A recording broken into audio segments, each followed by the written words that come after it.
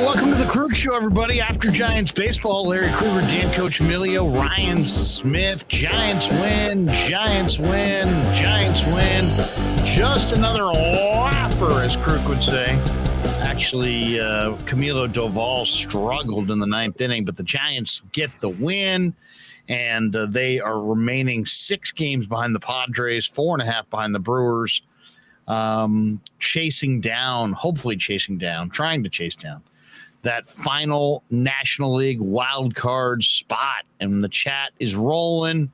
I see everybody started a long time ago. MF says, I've always loved Larry and Marty's conversations over the years. Oh, really? A little conversation about Martin Lurie, LLC, off the start. MF says, you see, Canario got called up to the AAA with the Cubs. He's got 31 home runs. Yes, Canario, who, of course, went to the Cubbies in the Chris Bryant trade, is now there. MF also saying, I want to meet Darren Chan. Seems like a swell guy. He absolutely is. He absolutely is. MF saying, Greg Papa would be a great Giants announcer. I would say look for that next year. Look for Greg to join that group next year would be my guess on that one. And believe it or not, MF is not the only person in the chat. We've got other people in there as well. Romo 2001, Cabrera making Doval throw a lot of pitches. Saying Doval was dealing. Rebel 4444, Cole Waits and his 100-mile-an-hour fastball. I added that part. Gets promoted to AAA. Casey Schmidt with another RBI day and a swipe bag in Richmond. So we're looking down towards the minor leagues.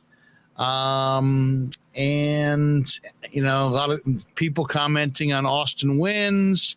MF saying, I want Joey Bart to play the majority of the games. I think that was pretty obvious at this point. MF saying Tim Kawakami's conversation with Farhan was interesting. TK on the podcast had Farhan on, and we'll break that old thing down as well. But guys, good to talk to you. Rye, long time no see. We had, if you're a follower of this channel, and I know all of you are, we had Dave Softy Mahler on from Seahawks camp talking about the rumor du jour that maybe the Seahawks are on the verge of adding Jimmy Garoppolo if the 49ers waive him. Not only will you get to hear Dave Softy Mahler's reaction to the news, you'll also get a guided tour of Softy taking us through the Seahawks training camp there up in Seattle, Washington, or up in Renton or wherever they are in Washington. But it looked really nice, definitely nice. So if you want to take a look at that, check that out on the channel. What's going on, fellas?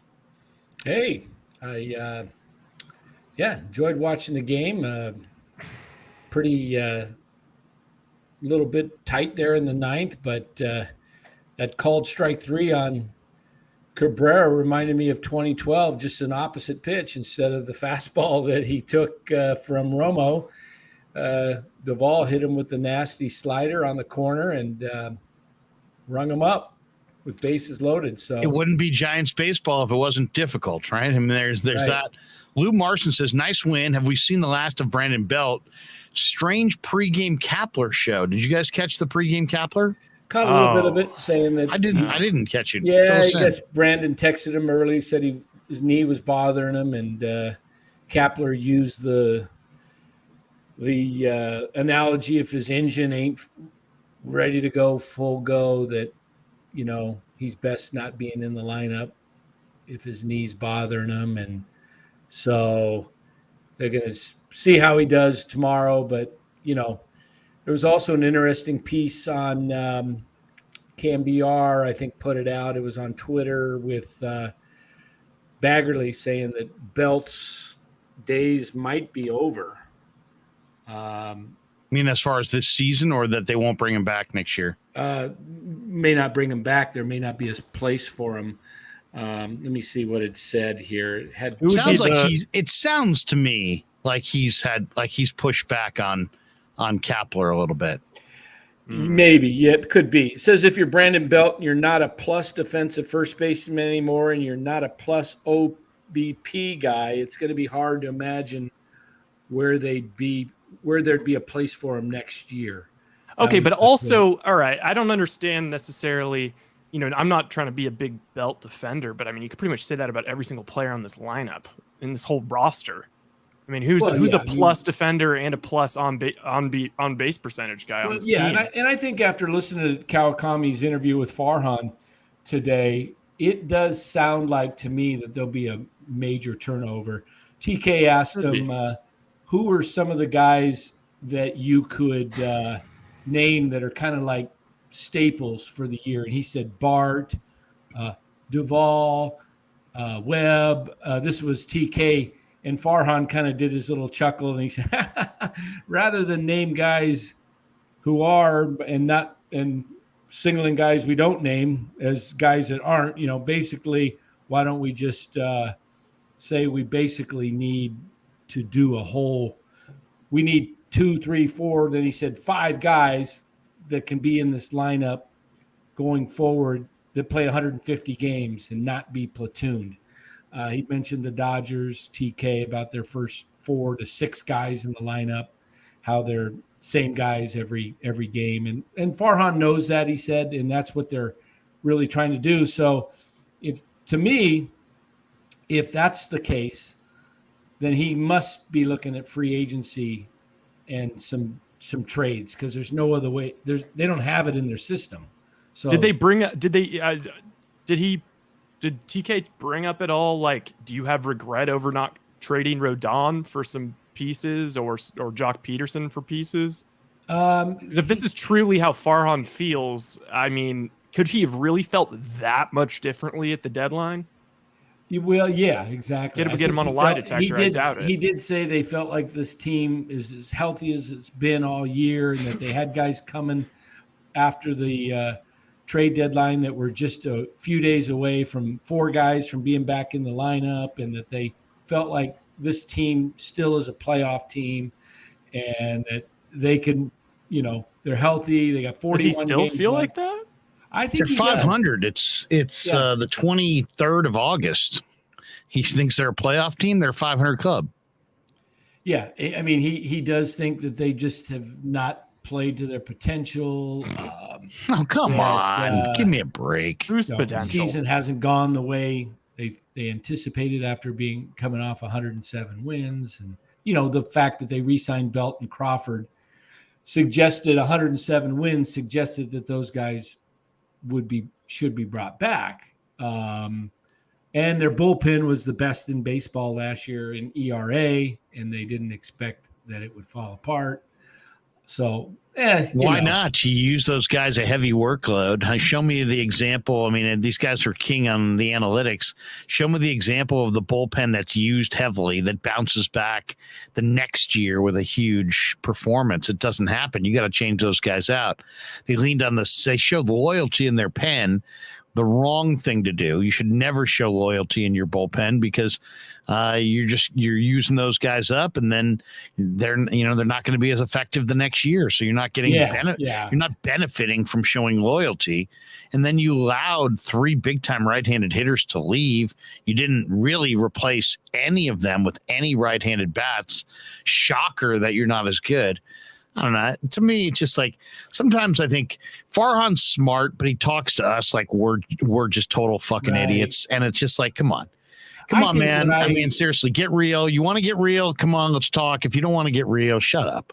Yeah, seriously, shut up. Because nobody wants to be talked down to. And we think this was a playoff team. Well, either you're an idiot or, you don't know what the hell you're watching. So then what's that? So it's like now, were you blaming the players? Are you blaming Kapler? So you put together a great roster and Kapler didn't bring it to the finish line. Oh, and sounds like he's just blaming the players. He praised Kapler too. He said Kapler's doing a really tremendous job. Oh, he praises Kapler. So it's not Kapler's essentially fault. It's on the players for not playing out of their ass for a second consecutive year. Yeah. And who exactly super under? Let's go position by position. I mean, Tommy Listella's old. Lamont Wade was a 27-year-old career minor leaguer. Austin Slater's had a pretty good year. Flores has had a career year. Peterson's hitting 253. That's better than his career numbers. Longoria's old. Crawford's old. Estrada's, doing about what I thought he would do. Yaz is, hit 220 last year. He's hitting 207 this year. They probably time to show Yaz the door. Oh, I think so. Can you go back to Definitely. back? Can you go back to back 200, sub 220 seasons, sub 230 seasons? Yeah, And- Yaz is and- not an everyday player. No, he's not an everyday guy. So No. Wins is a minor leaguer. Yaz is an everyday. Estrada's doing fine. Crawford and Longoria are old. Peterson's doing exactly what he's supposed to do. Flores has actually had a better year than we would thought. Slater the same. Wade is backslid. Listella, basically is totally broken down. Rodon pitched well. Webb pitched well. Doval's come of age. I mean, I don't see it. To me, they're achieving exactly right at their talent level. What is Slater Brian just Lucina does not saying live here in up the to his chat? potential. Brian, I need some clarification on this because they're the oldest team in baseball, the Giants. What do you mean they're too young? Is that maybe I'm not getting the conversation in the chat? Maybe there's something. There's to that. some say bingo AA, so maybe blah, blah, blah, blah, blah. They're Where's talking Anonymous about their Anonymous? minor league team is too young and they're not ready because the major league team is old and slow and I think what non-athletic. Brian means is that the fans who would normally buy tickets are yes, too very young good. to buy the tickets. So maybe Oh, that's is that why. what it is? Okay, it Yeah, had to be- they're yeah. not 18 or and older like the Oh, he A's was fans. attempting humor. He says, Yeah, okay. yeah. The Giants are not Okay. too young. The Giants Yeah. are old as sin. Yeah, he made a comment about the finances. I don't know if we're able to play that at all. Is that playable? I mean, it could be, but I would have had to have it queued up beforehand. Okay, It's just because too I can much tell you where effort. it's at. Did you see the video I sent you, Rye? What That what was from it? Twitter. Okay, yeah. I mean, okay. Oh, Is- yeah, I can play that. You can play this one. Yeah, that's just a meme. Have you seen Yeah. this, Danny? Somebody took a meme of Key and Peele and put in different Giants names. Oh yeah, the far. Yeah, that was classic. Did you see that? If we can Yes. roll that, That was classic. I retweeted that. Yeah. it's That a was great kind- one, man. The last part, Padlo, when he just walks by. He just walks right by him. Just walks right by him. Wait, Dan, did you retweeted it? I tweeted it out earlier. Oh, okay. Somebody Yeah. had that on there, and I But thought, Farhan man, might this be is so looking funny. that up. This is hilarious. But Farhan, about the money, he asked about, TK said, is there a limit? Did they say, you can't go past this line or whatever? And Farhan, he kind of has that giggle when he's nervous and doesn't want to answer the we're there's no real ownership's has given us there's no blank check, but there's no dead area where we can't cross, and it's kind of like, so basically he said nothing. So there's no blank check. So we're not He just advancing said- the story at all. yeah, so it's like it sounds like there's money to be spent, but I read between the lines and sounded like don't go over 160 million. That's what I think. Which is crazy, since 5 years ago they were spending 200. Yeah, because he did say we could be a 200 million. We could be a top 10 payroll again next year. This is Pablo. Oh that's my great. God, that is That's too. great. That is so classic. That is so funny. I love Key and Peele, man. Those guys are just hilarious. Those guys are absolutely hilarious. Anyway, well, good win for the Giants, though. 3-1. Once again, it's like if they could keep every game in these like 3-1, 3-2, 2-1, they can win these games. Why? Because they've got guys who have been there before, and they're kind of built to kind of win these close games. They play a ton of close games, at least they have in recent years. So they're used to it, and they can win the low scoring games. They can't typically win, they'll win a game, here and there 8-7, but that's not really their game. Their Where they game fall is to into- win 3-1. Yeah, where they really fall into trouble is when their starter only goes 5 1/3. If the starter goes 7, I bet you their winning percentage is over 80%. Every time, we saw Wood do it recently. Rodon's done it a couple times. Webb, even Cobb. When they get 7 out of the starter, that means the bullpen, you only got to get one inning and you get to Duvall. And that's a pretty good ingredient for a W. But when they go 5 and the bullpen's got to go 4 innings, that's where they've been falling into huge trouble. All right, guys. So I'm sorry. I don't know if you've noticed. I've been staring off a little. I've had kind of the 1,000-yard stare. I've been trying to put together all of our members because today is the day for all of you out there. We are going to pick who is in our fantasy football league today. So I have all of the things together. I'm ready to randomize. Maybe we'll tease it for a little bit later in the show. If you're a member, text in the chat and let us know if you want to be in the league. Because what we don't want to have happen is like, we randomize it and then all of a sudden somebody gets in the league that doesn't really want to be. So right now, Larry, I'm trying to remember. So the guaranteed locks that we have already taken are MF, Sean Proctor. Let me just write it down. MF, Sean Proctor. They both already are invited. Then we've got us 3. So that's 5. So then that leaves 7 more spots. I believe that is Sean's brother Ford going to be in it? I believe. Wait, is Jim Molay in it? So Molay just said, "Dude, I'm so bummed. I'm watching the stream right now. I still cannot participate in the chat. My regular chats don't show up. I can't buy super chats. What the hell happened?" I said, "I'm not sure." Tell him to go in and create another username, maybe. It's just a bummer. Well, you know what? I mean, Larry, can you ask him if he wants to be in the league? Because he's not going to be in the. He's not going to be in the fantasy league. He says he's going to pass in the fantasy league. Okay. He can't keep up fantasy wise. No worries. He says he appreciates the offer. So right now it's MF, Sean Proctor, me, you, and Danny. And then I'm trying to remember if we gave any more locks out. Well, I know there were a lot of people that wanted to be in, like Vicky and I believe Kalba. Haha says sounds like he was blocked. There is some conspiracy theorists out there in the Krueg Show world that think that other Krueg Show members blocked Molay. may have reported Molay because I can't. The only other thing I can think of is when our lady friends of the night pop in is maybe when somebody went to report them, they it goes so quickly that sometimes maybe they accidentally reported Molay. I'm not sure. Okay, so other people who want to be in, DJ Venus says, you told me, he said. DJ Venus. All right, DJ Venus, if we did truly tell you, you're in, but I cannot reliably remember anything. Maximiliano says, I want to be in the league. Okay. Graves said you could take him out. Rebel 444 says no Molay should be good. Maybe he was the one who blocked Molay. Very interesting. Okay. Randomization. Joshua Shaw says count me in for fantasy. Fantasy cornhole. He says fantasy cornhole. No. Vicky Pellich says I want to be in the league. You guys told me I was in. So Vicky's in. DJ Venus is in. Is it Vicky Pellich?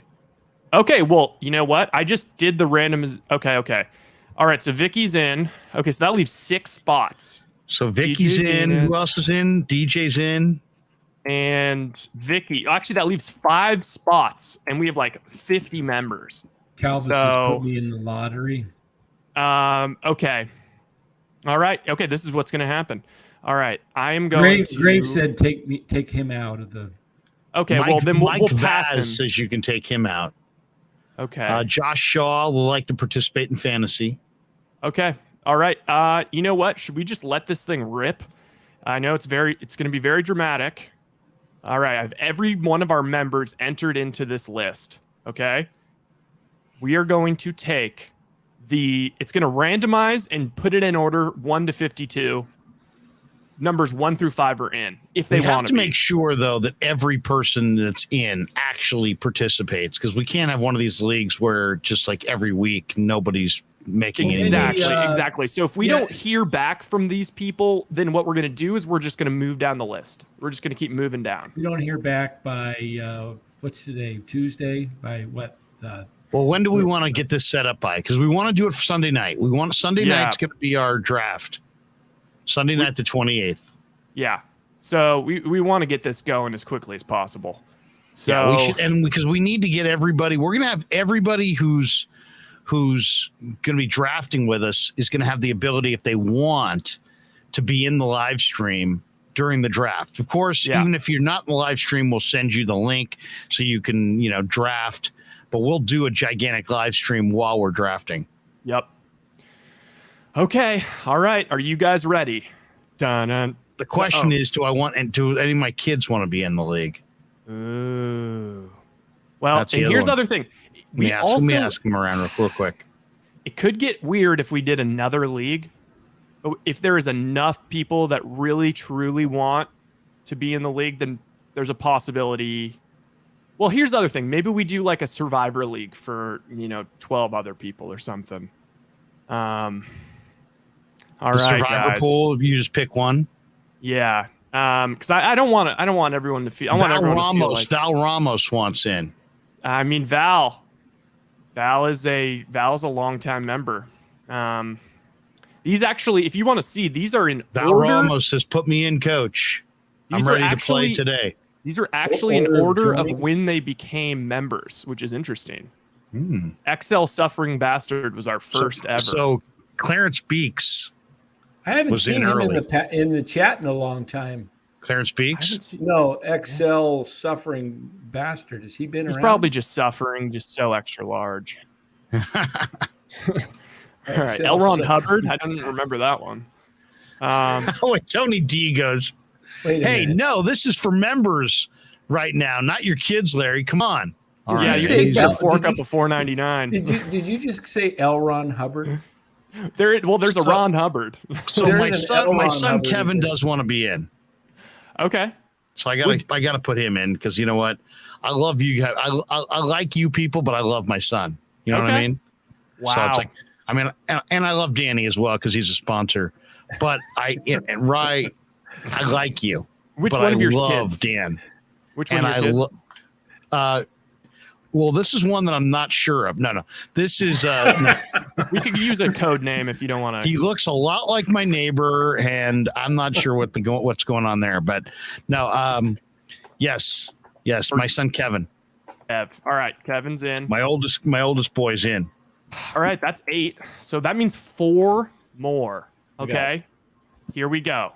Dun-dun. Imagine if George Foreman. Is Lou Marston in? Is Lou Marston claiming to be in? I'm not sure. Lou, are you in? We gotta find out if Lou's in. Louie, we'll see. We might need another league, honestly. A secondary league? A secondary league. Well, okay. What we could do is if we had 2, if we really Nick J. Larry, does your neighbor still do loud ass house and yard work when you are alive? Well, not as much. Much. Over here, Lou Marston. So, Louie, are you going to be? You want to be in the fantasy league with us, Lou? If you do, just give us a thumbs up. If you don't, say pass. Yeah, just give us a wink. Give us a wink, wink and a nod. What could be pretty epic is if we did have Eric Hernandez says, I'll play in the minors. What would be funny is if we had the minors. Yes, Lou's in. He says, yes, please. Okay. Imagine if we had 2 leagues and then the winners of both leagues played in the championship. That might be too much. Wait a second. Hey, Mole. Dr. Len has fixed it all up for you. You've now been allowed in, but he says you're only allowed to come back in if you drop huge money in the chat, in the super Dr. chat. Fat Stacks. You're not allowed to chat. You're simply allowed to super chat. Well, it's programmed. It's programmed so you can only super chat. Dang. Well, you know what? At this point, we might Mole doesn't want to be in the fantasy league anyway. Yeah. He just wants to hang with us. But Lou does. I mean, what's interesting? Yeah. This is kind of like the nepotism league. Well, no, we could absolutely do a 2 divisions type of league. We could do a 2 divisions type of league. My son is getting cocky now. He says, "But just make sure you want me because I'll probably win." Oh yeah, right. Oh, he sounds like a chip off the old block. Oh, jeez. All right. So at this point, we have 3 spots left. Yeah, right. Okay, here it is. I'm just going to do it. Top 3 get a shot at the league if they want in. 1, 2, 3, random. Justin Kerwin, Nick Martinez, and Calba Camiga. They're all in? If they want to be. And then the first alternate is Clarence Beeks. The second alternate is Carlo P. Christian Hernandez says, is there a buy-in? Well, there has to be some buy-in, right? Wait, yeah. Check oh, one. Look who's in the 20. house. Mole. Ding, Oh, ding. Jim. Look at that. Jim, That's Jim, Len Dempsey Jim. who talked to he's friends with you and Tube. So he's a good friend. He's friends with you and Tube. And so he called you, had a little conference call with Tube, and bingo bango, you're in. Yeah. He knows you through he's a close friend of porn, Tube. Yeah. Oh, bad one. He goes way back with Tube, and he met you at a party recently. And so he's contacted you and Tube and Mole back in the house, baby. Oh, look at this. Oh, Jim, look now Mole's blaming people. I blame Chardal's crew. I feel, you know what? I think Justin Kerwin really wanted to be in. So I'm pretty confident about him. Now, look at this. Calba Camiga. Thanks, Larry. I actually won something. $10 donation. All right, Calba, you're in, baby. Calba. What's up with Vicky? Calba, welcome aboard. Was she put in? Oh, MF and Vicky were already in, right? MF and Vicky and Sean Proctor are already in. Tony D says, if those fools don't accept it to the league, the invite, please add me, Tony D. You know, Tony D has been a great member. He has been a great member. Todd McLean, also a great member. Oh, man. Yeah, seriously. Todd K, almost. I think you're onto something, Rye. I think we go second league, but we connect the two with a championship game. Is that possible?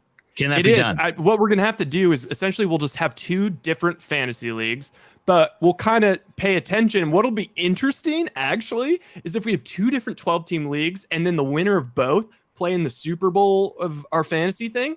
What's kind of cool is that both teams might have some of the same players, which could get weird, and I'm down for it. I don't know how that's going to work, though. Are you sure that can happen? Yeah, because we can manually do it. Simply just whoever has the higher score in the. No, MF says 20-team league. No way. That gets weird. Then all of a sudden, I'm the only one who wins because I'm the only one who knows all the obscure nothing players. Yeah. No, we could totally do 2 20-team league. Could you imagine who's your receivers? I've got, Ray McLeod. Yeah, exactly. I've got Ray McLeod. I've got JJ Koski. I've got, Kendrick Bourne, second round. Kendrick Bourne, yeah. Seriously, who's your quarterback? My quarterback's Colt McCoy. And, All right, so then why don't we do this? So let's just establish we're going to do 2 leagues. You can't have Drew Lock playing meaningful games. That would be awesome, though. Just like the hardest of hardcore league where you have to know every single person in the league.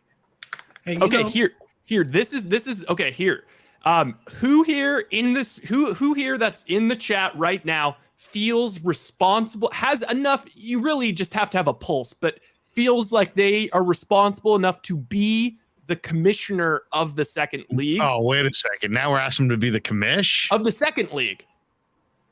I'll organize How hard is it to be the commish? I've never been the commish. So I've always super easy. Is this the old do it in our league? Is this the old AFL, the second league? Yeah, exactly. It's like, okay, you got Kansas City, you got the Jets, you got Houston, the Pasquale Conference, and the US. Is Pasquale gonna have a team? I mean, sheesh. I mean. Okay.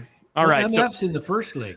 Lou says, Larry, still on for Sunday night? Where at? We're going to do a snake draft. Yeah, we will do Sunday night for sure. Sunday night is going to be the draft. And we'll do a live stream during the draft. Okay, Kevin Krueger your son just said that he will be. What if your son was the commissioner of the other league? It would mean that he couldn't be in our league. Like technically we would still have both of them, but he's responsible. Yeah, I mean, if he's down, he wouldn't be in he's ethical. He's not ethical, but he's responsible. Kevin, you want to do it? Kev, live from Austin, the commish. He says, I can be the commish, but there may be tampering. Dan gets the HOA women in on this. Oh, that'd be so awesome. Look at the hole on my roster. Look at the hole. I've got a hole on my roster. Oh. You need a wide receiver or a running back, sweetie. Oh, Nick Martinez. Nick Martinez is in. Oh, excellent. All right. So, and I know that Justin Kerwin is. So we have our first league, ladies and gentlemen. Mike Vaz says, I want to be part of the second league. Yep. Tony D says, no tampering, Kevin. Tony, we're joking. He will not tamper. If he tampers, I will take away his allowance. Yeah, I'm the commissioner of the commissioners. Which is extensive. Yeah, wait. You know what? When Goodell had his allowance taken away, it absolutely ruined him. Okay, you know what, Larry? You are the Goodell. When these commissioners get their allowance taken away. You're the Goodell of the league, so you technically are in charge of both Kevin and I. Okay.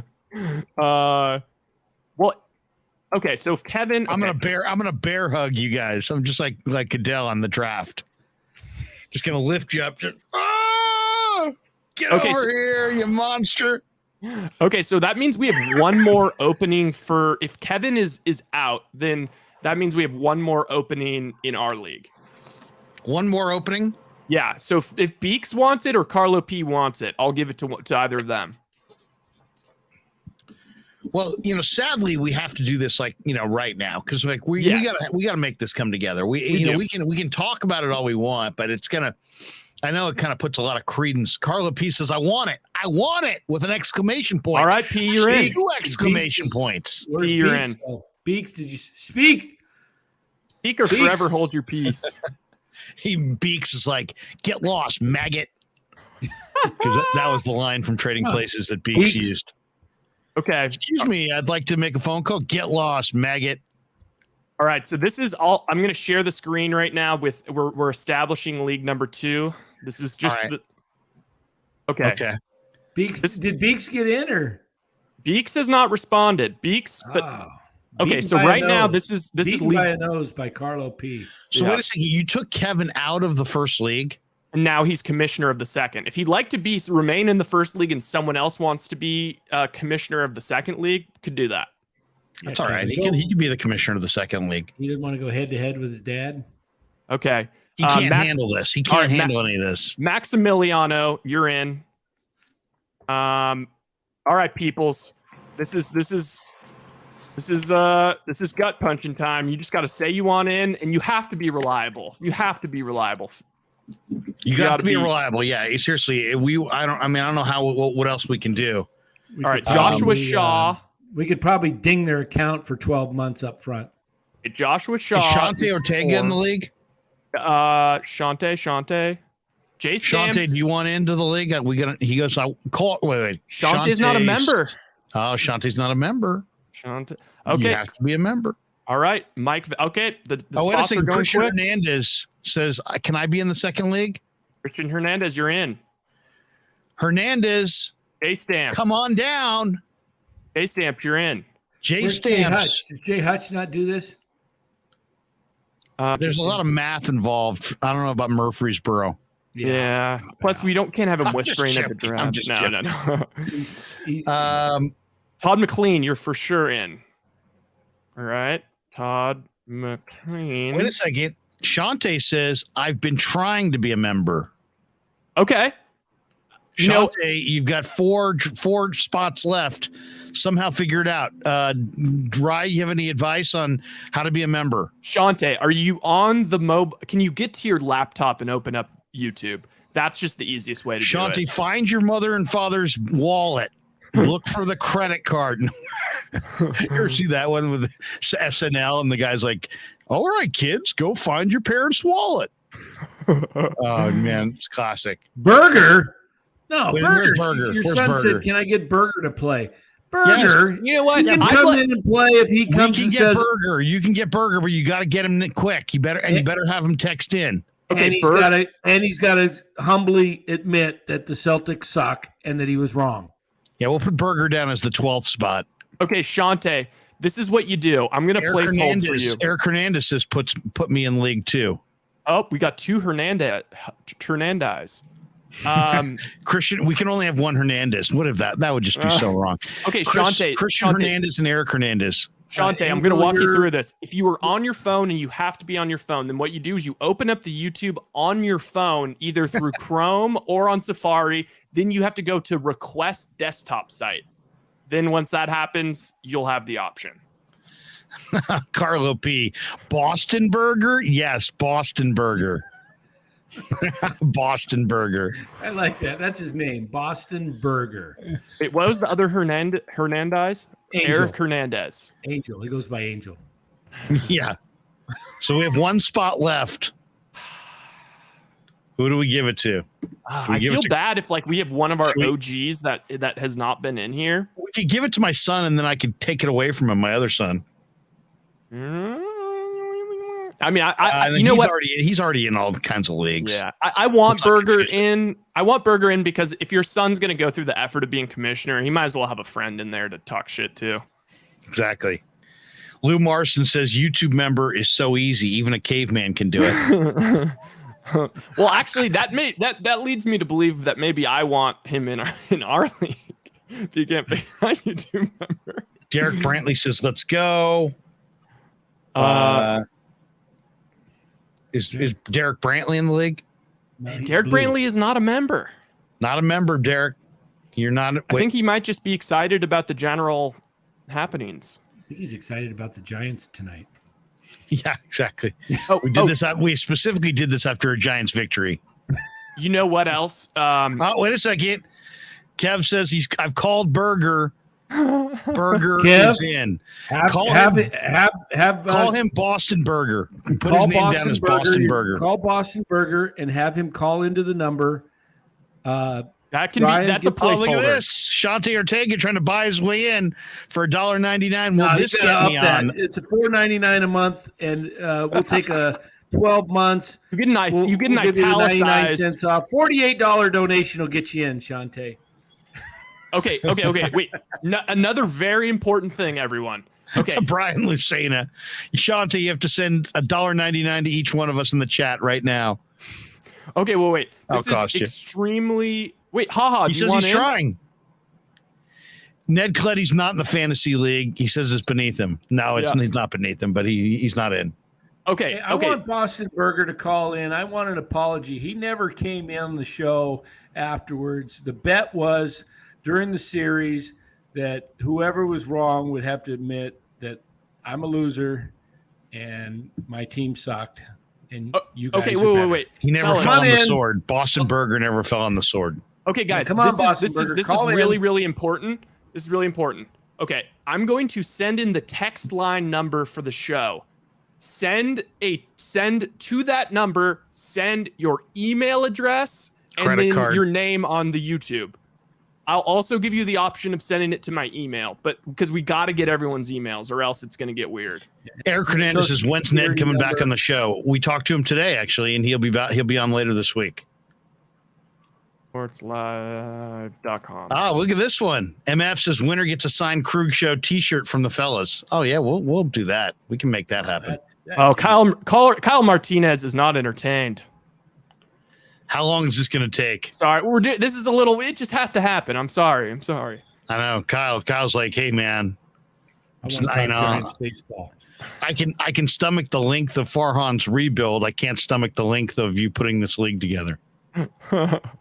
Okay. Incremental improvement. Just remember that. Incremental improvement. Okay, and then here's another thing, fam. I don't know why I wanted to say fam. Okay, if you guys don't, I'm going to put a deadline on. If you guys don't get me your emails by, let's call it Thursday or Friday, then Thursday. Then all of a sudden things start opening up. Say Thursday. Thursday. Show Friday and redo. Rebel 4444. Loser eats chicken ass unless it's Dan. If Dan loses, he extends his HOA position. All right, and You know what? You know what'd be awesome is I'll if take the Dan chicken says, I would love it if Dan told the ladies that he was going to cater one of the meetings and then brought a bunch of boxes of the chicken ass. That would be awesome. That would be awesome. I And should then, do that. hey, guys, you want me to get it to the microwave for you? There's probably a microwave in that meeting room. And just to see all those women, there's a hole in my roof. Oh, Here you go. Would you like chicken, beef, here. or Would you chili? like chicken, beef? Chili. We've Stroganoff? got fish. We've actually got spaghetti. We've got a choice. The kind folks from Hormel have donated. MF says, can I get a Cambiar jacket? MF, I've got so many Cambiar jackets. You tell me what color you want. I'll bring you one. I got a closet full of Cambiar jackets that I'm thinking about housing. I'm thinking about handing them out down on the Embarcadero. okay, I'll create a banner. Text. For the Giants game. Seriously, Get out there. I was thinking about wait, what would you do if you had like 25 freaking windbreakers that said Cambiar and you hated them? Wouldn't you give them out? With local homeless, just really. Yeah, that would be seriously. pretty funny. I was thinking, maybe I'll go down to the Embarcadero where some of the homeless are laying around and just say, hey, who's a Tommy T fan? You know what I think, Just Larry? start dropping them on it. I think you should go out there. Who likes Murph and Matt? After one of the Giants games and just put a can out there and start drumming away and put the big speakers out there. Have you seen the guy that does that? No. Oh, you got to see this. I got to send it to Ryan and have him play it. It's classic. It's a guy that, in fact, I sent it to you once, Ryan, didn't I? Val Ramos says, I want a jacket. Oh, I got one for you, bro. I got extras. I got all kinds of extras.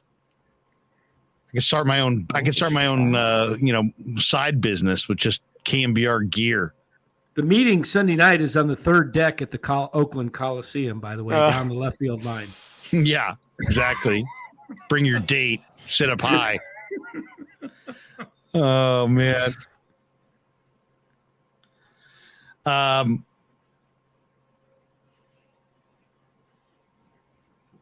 Okay. Val Ramos says, send me one and I'll pay for the delivery. There we go. Okay, I'm gonna leave this up for a bit. This is instructions. All right, I've got the ones that I've bolded are people that have already texted me. So that means I've got Tony D. You know what? I just got Nick Hernandez. Not Nick Hernandez. I got my Hernandez's mixed up. Nick Martinez. Okay, Josh Shaw has now gotten back to me. Do we have Val? Is Val Ramos in it? Where's Val? Val, did you want to be in? Oh, I think he's just talking about a shirt. No, I know, but he said he didn't say. Well, he's a member. So it's Ryan at BayAreaSportsLive.com. Or text that number. You can text or text 510-823-0534. Operator standing by. Whatever's easier. All right. In League One, Danny, Ryan, Larry, MF, Sean Proctor, DJ Venus, Vicky, Carlo P, Lou Marston, Calba, Justin Kerwin, Nick Martinez. League Two, Kevin Krueger, Tony D, Maximiliano, Josh Shaw, Mike Vaz, Christian Hernandez, J Stamps 101, Todd McLean, Brian Rush, Eric Hernandez, Shante Ortega in italics, and Boston Burger. So with a side of ranch. J Stamps sent me a photo, a great photo of him at the Niners game as well. Val Ramos says he wants in. Oh, shite. Do we go third league? No. I think there's going to be somebody. Someone will fall out. Yeah. Val Ramos says, I thought I was in. Shoot. Okay, so. I don't know. Shantae's not a member yet, is he? Or Shantae's not a member. Did make moves. Ah, man. 11? Shantae? It's very difficult. This is a very difficult decision. Now, I know how Adam Silver felt. Oh, God. Val, I'm going to figure out a way to get you in, all right? We'll figure it out. You got Shantae, who's somehow got in for $1.99. That's true. Shante, do we let maybe Shante can't be in? How do we keep Val Ramos out when he's been a member? He's been trying. He has been trying. He's been trying, but also if he's trying but not succeeding, the whole fantasy lineup thing could also be very complicated. We could ship them over to our league then. For who? Who are we kicking out? Who gets voted out of our league? Oh boy, yeah, it's tough. Shante, that man. Okay, who else? Maximiliano says that he sent. Okay, believe you. Kevin's auto, and well, Kevin does have to send. Okay. Oh wow. So look at this. The second league. Hey, first league. Come on. You're in the first league, and look at the second league. We have everybody's information except for Berger and Kevin. Come on, people. What do you need from Kevin? Just his email. I don't let him have an email. No. All right, Kev, text me your email and I'll get it to Rye.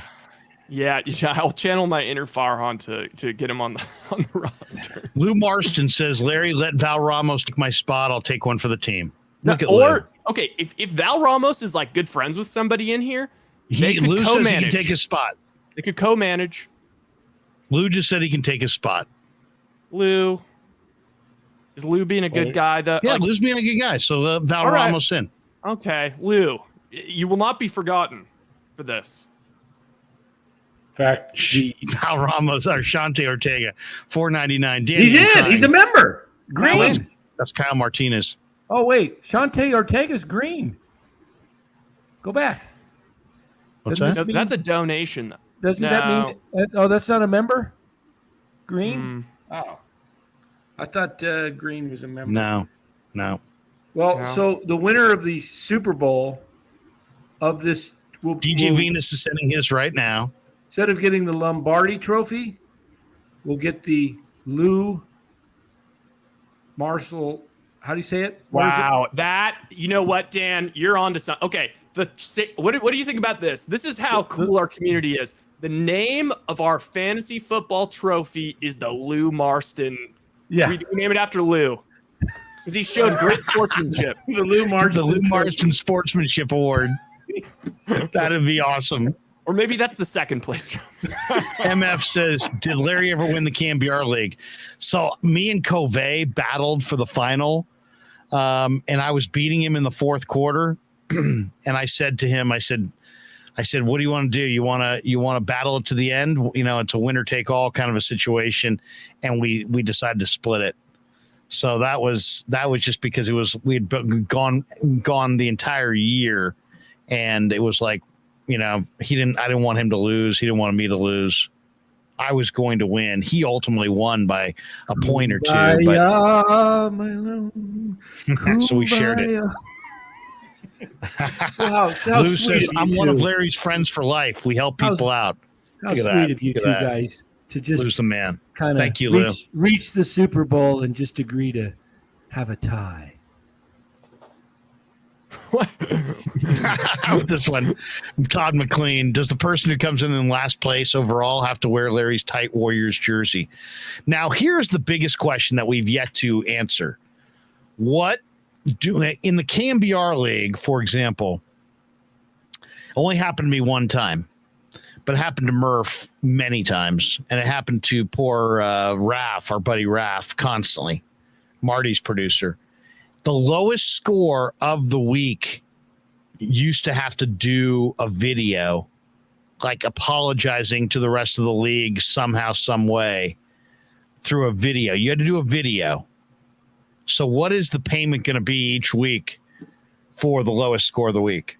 So at least for, Kevin can figure out his own thing, but as commissioner of our league, what I would like to do and what I've always done, I found that this is the best way to keep the league competitive until the end. Vaz, look at Mike Vaz. He's like, no thongs. Yeah, thank you. There'll be no thongs. Demented Tolbert came up with thongs. Okay, so this is what's going to happen. I'm bitter about that. This is going to make things fun for everybody and also stressful for everyone. So obviously how it's going to work is the top 6 teams in your league go to the playoffs. The first 2 get buys. Okay. Now you go to the bottom 6. 5 and 6 just are they technically get buys. Or I mean, sorry, not 7 and 8 get technically buys in the Sacco playoff, which is the loser playoff. So they're safe. They're just safe. They don't play anymore. But the bottom 4 play out a playoff, and you win the playoff game by losing, and you advance by losing. And then at the end, you have the ultimate loser. And so that way, you're going to keep making roster moves, and you're going to keep being engaged. And the loser has to do something shameful. No. We're not going to do something where you try to lose. No. If you lose, I'm saying if you lose, you have to do something shameful. So it's going to keep everyone like interested. Like, for example, in my fantasy league last year, the loser in the loser playoffs had to do a ESPN body edition shoot and post one of those photos on Instagram. How did your body look, Bri? Oh, I will never, ever be in that playoff. Why don't we do this? MF says I like the video thing. Why don't we do this? Why don't we steal from the No Food in the Studio Cambiar League, and you have to do a video if you have the low score in the league that week, and then the video will air on our channel. So I'm cool with doing that as well. The only thing is I just want to make sure that if you're in the bottom of the league, let's say you start 0-4, I don't want you to check out. I don't want you to like check out of the season because you're like, oh, well, okay, there's no chance I win. But if there's the stress of possibly losing in the Sacco playoff, that's what keeps you. Yeah, Jim Millett, these guys get it that watch the league, the Sacco. That's what you get if you're the ultimate loser. Or maybe it's just a funny trophy. I'm not sure. Well, you know what? This is something we can think about that for a bit. All right. Well, we can think that over. Maybe a video of eating completes. I'm not sure. Cold. Yeah, maybe the loser has to eat completes. Exactly. Every week. We'll get Danny to send out a box of completes. I'm sure they ship well. Oh, I'm sure. Right? It doesn't have to be fresh. There's enough preservatives in that. Could you imagine that would be awesome? You have to eat completes on camera. Oh, Jesus Christ. That right there is enough to make anybody yak. Oh, what do you guys think? Oh, yeah. Completes? Yeah, we can get completes. Okay, so at this point, wait, I'm not sure if Val Ramos has gotten back. Carlos has expired completes. Regular completes will be enough. Yeah, that's redundant. There is no such thing as expired completes. Okay, so I'm just waiting on DJ Venus I'm waiting on Val Ramos. Kevin got to me. I'm waiting on Val Ramos and Justin Kerwin. Justin Kerwin, now, he has said many times he has not responded, but he has said many times he wanted to be in, and he was in the 3 of the random. So there's a chance that Lou Marson could sneak in if our boy Kerwin, we'll give him until Thursday, and if not, it's Lou. Now we did in the Cambiar League, we did like a $20 buy-in or $50 buy-in or whatever. We should probably do some buy-in. Yeah, got to. Something, right? It's got to be something. $20, $50, whatever it is. I don't care how much. We don't want to be like Kevin Millar, who I told you did $1,000 buy-in for the Red Sox Fantasy League. Or might have been $10,000 buy-in, actually, now that I think about it. It was a huge buy-in. My league is 250, and that is like... That's a lot. Honestly, a shit ton. Wait, now they're just out nice guying each other. I'm gonna do Justin Kerwin / Lou. Kerwin doesn't get back, then it's Lou's spot. Only thing is, it's like, I feel bad if because Kerwin's been in our chat all the time, and it's like the one night he's not here where I got, sorry, bro. Well, hey, Val, do you and Lou want to co-manage? We got this one. Brian says, we don't want any fam or jock incidents if the buy-in is too much. Exactly. I want to keep the buy-in as like a real bottom line thing. Maybe $20. Maybe $20. $20 is cool. It's really more about, it's not really about the money. It's about bragging rights. You can definitely, Vicky says definitely a buy-in. Look at Vicky. Vicky's looking to take people's cash. I like that. Vicky, that makes me like you more. She's like, It must be the money. I'm Deion Sanders Pellich. Right. Okay, Val, can you send me once Val sends me his, then all we have to do is track down Kerwin, and then Val, send Rye your email. That's it. That's all you got to do. We're playing in the Yahoo League. Yahoo! I really don't like I like the non-PPR, but I'm a big so I like half. I heard that about you, actually. You like half. Okay. All right. Well, Val. 49ers is playing for $20 is like kissing your sister. Hey, I love my sister. Stay the hell away from my goddamn sister. Sons of bitches. If I see you anywhere near my sister, I'm going to raise hell. And stop kissing yours, by the way. I think I'd rather have $20 than kissing my sister. Oh, goodness. Brian, my sister is a fantastic kisser. All right, this is getting atrocious. It's getting weird. Even Completes is thinking about pulling out as the title sponsor.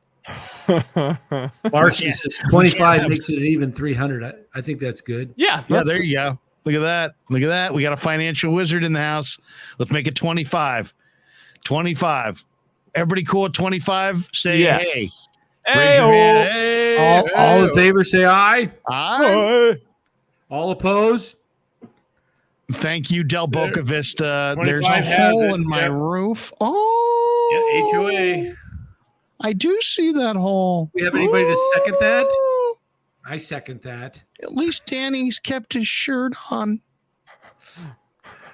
Oh, man. The completes alone will make this awesome. Oh, absolutely. Calby. Okay. All right. I'm going to be a little zoned out here because I'm going to try and get all these things fired off. But I guess talk a little Giants again. Let's do it. Let's talk Giants. They're not going to make the playoffs, and they didn't spend enough. And Farhan had a bad year, and Gabe politicized his clubhouse, and then we got here. All right, Danny, you ready to summarize the season? How would you summarize it? Dan's like, I'm ordering completes in mass. I will say this. I am a little bit excited for Casey Schmidt. And the other thing I'm kind of excited about in Giant Land, did you guys see that Cole Waits got promoted to AAA? Cole Waits throws 100 miles an hour. Maybe, what if the Giants bring a guy like Waits out of their farm system and he deals in September? It'll be like, where was this guy all year? Oh, I know. All know it. Brian Lucena. Does anybody remember Ross Perot? Oh, yes. Hell yeah. Remember his vice president, Admiral Stockdale? The debate was incredible. Go back. If you want to see an incredible vice presidential debate, go see Admiral Stockdale, Ross Perot's VP, in the VP debate that year. I can't remember. It was like somebody just dropped some random right in the middle of the VP. Danny, do you remember Admiral Stockdale? Oh, James Stockdale, the VP? Yeah, for Ross Perot. Do you remember that debate? It was like, What am I doing here? Who am I? It was like, what? Who are you? James Stockdale. It was awesome. I can't even remember why it was so awesome. I just remember just how crazy out of place Admiral Stockdale was in that VP debate. I just was going through my camera. Rye, I just sent you a text. It hasn't come through yet, but I was going through my video camera looking for a picture. And back in 2020, I did a Gabe Kapler impersonation. Oh, my God. You got to play this. Okay. Check this out. Look at Danny cracking himself up. Oh, man, this is hilarious. This is Gabe with Kyle Martinez. Dana Carvey did a great Ross Perot impersonation. Yeah, he did. Oh, yeah. He was awesome. Carvey and did Bush, and he was. There's Justin Kerwin. Says, Larry, you see Belta saying his latest knee issues may be career ending. Justin, we were just looking for you. Justin. So what do we need out of Justin right now? We need Justin Justin, you are in the fantasy league. You won the randomization. I don't know. But here, I'm going to send you my email and I'm going to send you a number. Either one works. Just text me your email or email me your email. or just email you? Yeah. Yeah. So you're in. We've got to have your stuff because the league is rolling Sunday That's night. Ryan at BayAreaSports.com. Oh, I botched it. What happened? That's not the email. It's That's Ryan not the email. Ryan at Bay. Yes. Thank you, Larry. Ryan yes. at Come on, Kerwin. Bay Area. Which is hilarious because it's on my freaking. It's not even an organization. What do you think of this? MF says, let's do a mock draft. Can we do it? I'm not trying to see. I'm not trying to. Why not? I want to hold my cards. Why don't we do a mock draft? I want to hold my cards. You can do a mock draft. No, you know. you can't reveal the. We can't do a mock draft. Then you could mislead people.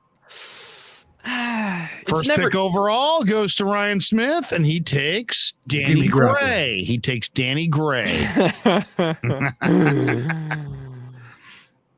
I like the idea. Oh, Tony D's like, no mock draft. Now people are Vicky Pellich, no mock draft. Oh, look at Vicky, no mock draft. I like that about Vicky. She's hardcore.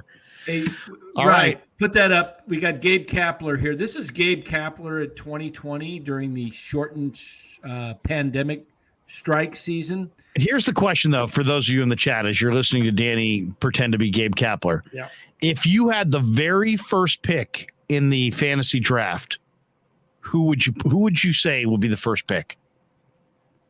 I think it's got to be John Taylor. Jonathan Taylor from the Colts. Has to be. So Yeah, I would say so too. I like Jonathan Taylor. Just because of, McCaffrey now has played like 4 games in the past 2 years. Derrick Henry had his first year with an injury last year. DJ Venus says Jonathan Taylor. 49ers says Josh Allen. We want him in the league. Yes, we do.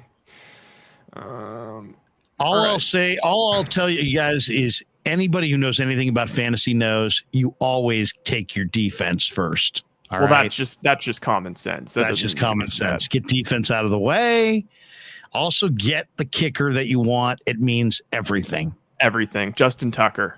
Game Exactly. changer. Tucker. I went Steelers defense. I went Justin Tucker. In a way we go. Is that what you did? No. Oh. It's like the fastest way to lose. Is picking the defense first? Yeah. Yeah. I'm just joking. Wide receiver, Do not take right? your defense first. You want wide receiver and running backs? It's debatable. I mean, you used to be you went running back, to start, but yeah. Now I was looking at the list of running backs outside of Jonathan Taylor. I mean, if you get the first pick, but then when you get into running back 2, 3, 4, 5, 6, they all have kind of glitches on them. It's true. But then once you get to like 12 through 20 running backs, then you're in the desert wandering with no water. Yeah, you better get your running backs taken. But like the top receivers, like Jamar Chase, Justin Jefferson, these guys are almost more of a lock to be good than the top running backs. I mean, hell, if you want to take Kelsey, in the first round, I mean, you're just going to automatically have a huge advantage every week in tight end. Pharaoh says Berger is going to run that fantasy league. What? Is it Berger's mom weighing in, the Pharaoh? Oh, my God. Berger. Come on. Berger. Dan, one sec. I'm just exporting this. Cup and Jefferson are in the top 5. I mean, I have the fantasy magazine sitting right here. I can tell you who the top players are. But it's just, do 2020 spring. Okay, here we go. Here we go. This is was that Whole Foods? This Sprouts. Gabe Kapler doing a look at Danny with the goat introduction of to the team. Welcome to the 2020 spring training camp of the San Francisco Giants. I am your skipper. This is Gabe. I've met most of you guys. Who's taping this, by the way? We're going to get a great start this year in camp, and I've got one of these for everybody in the staff reporting. I'm wearing a 49ers hat the first day just because we're proud of what they did for the city of San Francisco. But here we go. All right, Buster, here's your supply. Samardzija. All right, pitchers, catchers. Cueto. Johnny, come on up here. All right. What is that exactly? These are backup. Coconut oil. You need coconut oil. All right. If you want to make this ball club, use 2 of these. I want you to be liberal with this. It works. And we're going to, you guys run out of the supplies this year, early in the first weekend. Come back to me, I'll get you more. We got plenty of this stuff. This is pure organic coconut oil. See it? It's the best. Funny thing is, you didn't have a show at this point. You said that too. You're just a guy doing that. I think my wife was with me. I was just like, when they said Gabe was the manager. And Does she ever say, you know what, Dan, I don't want to do this. I'd like to just, pretend like we're like, like we're members of Del Boca Vista and we're both over 55 and let's talk about holes in the roof and the HOA. This Gabe Kapler you speak of, is your wife into the Giants or is she like not into it at all? Here, my wife loved the Giants until about 2 months ago, and then we'd watch every game together. And about a month and a half ago, what the hell did I just watch? Exactly. About a month and a half ago, she stopped watching the games with me. She's in the other room, and I said, "Why don't you want to watch the games?" She goes, "They're boring." Now she's watching Temptation Island or something in there. I don't know. It's just like coconut. Rebel 4444 says coconut oil equals infinite number of outcomes. That is awesome. Don't quit my day job. Spencer Stewart, Del Boca Vista, LOL. You live with Frank and Estelle Costanza. I saw Danny at the early. He's not going to the early bird. I'm telling you, he's embezzling. He's embezzling from Del Boca Vista. Yeah, he's not even going to the early bird. Some at the 7:30 seating. That's gonna throw that in our face. I think my favorite show to go back and sit back and go watch sitcoms is Everybody Loves Raymond. I just crack up at that show. Everybody Loves Raymond. To me, it's Curb Your Enthusiasm. Oh, yeah. I mean, when he called information to try to look up Crazy Eyes Killa. Yeah. And he's like, yeah, it's Killah. It's crazy, maybe Crazee. Eyes. It could be Eyes, EYEZ. He's like, I mean, it's just awesome. It's like, yes, operator, Crazy Eyes Killa. Oh man, just epic show.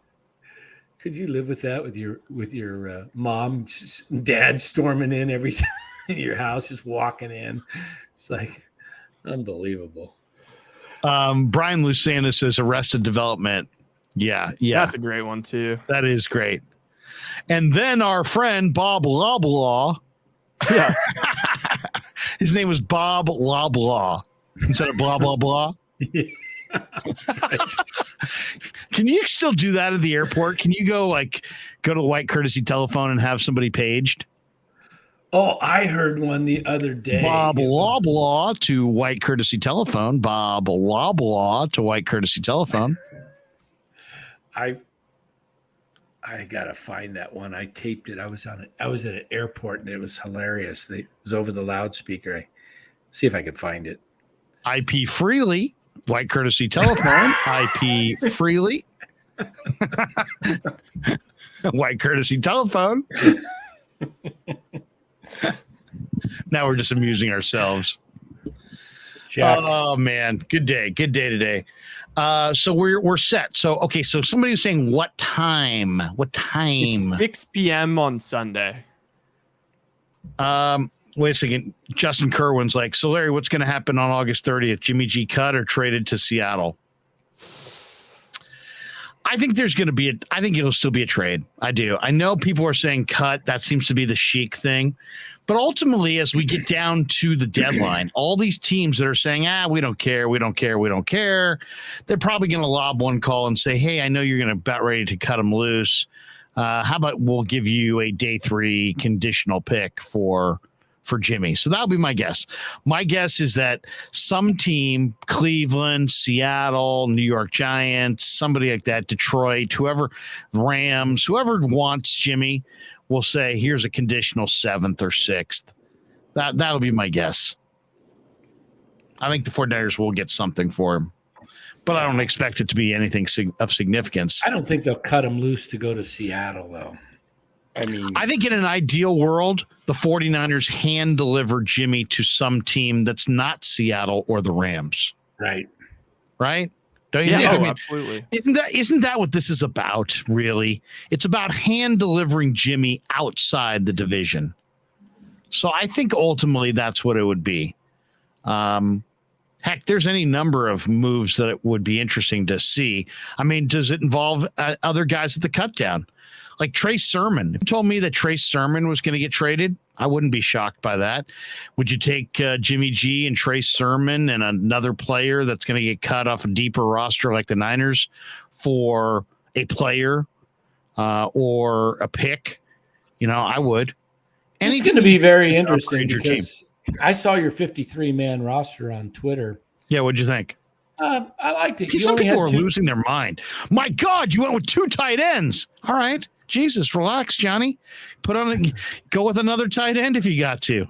Do, whatever helps you get down. You want that third tight end? Go for it.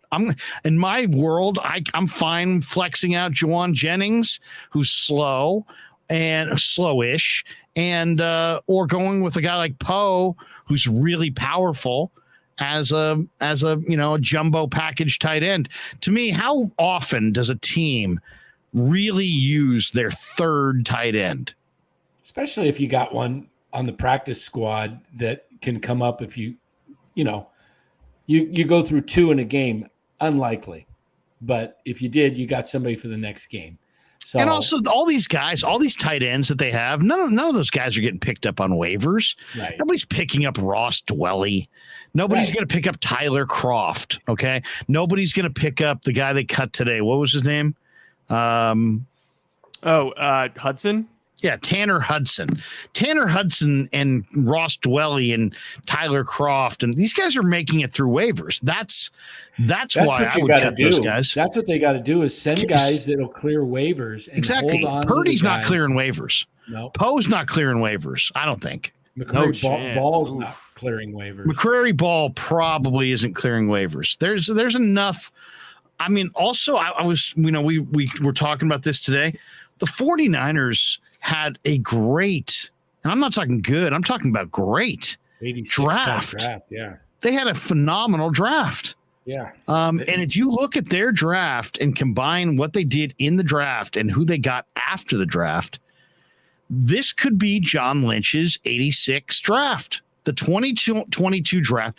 The 86 draft for the Niners netted them Charles Haley, who became a Hall of Famer, and 7 other NFL starters.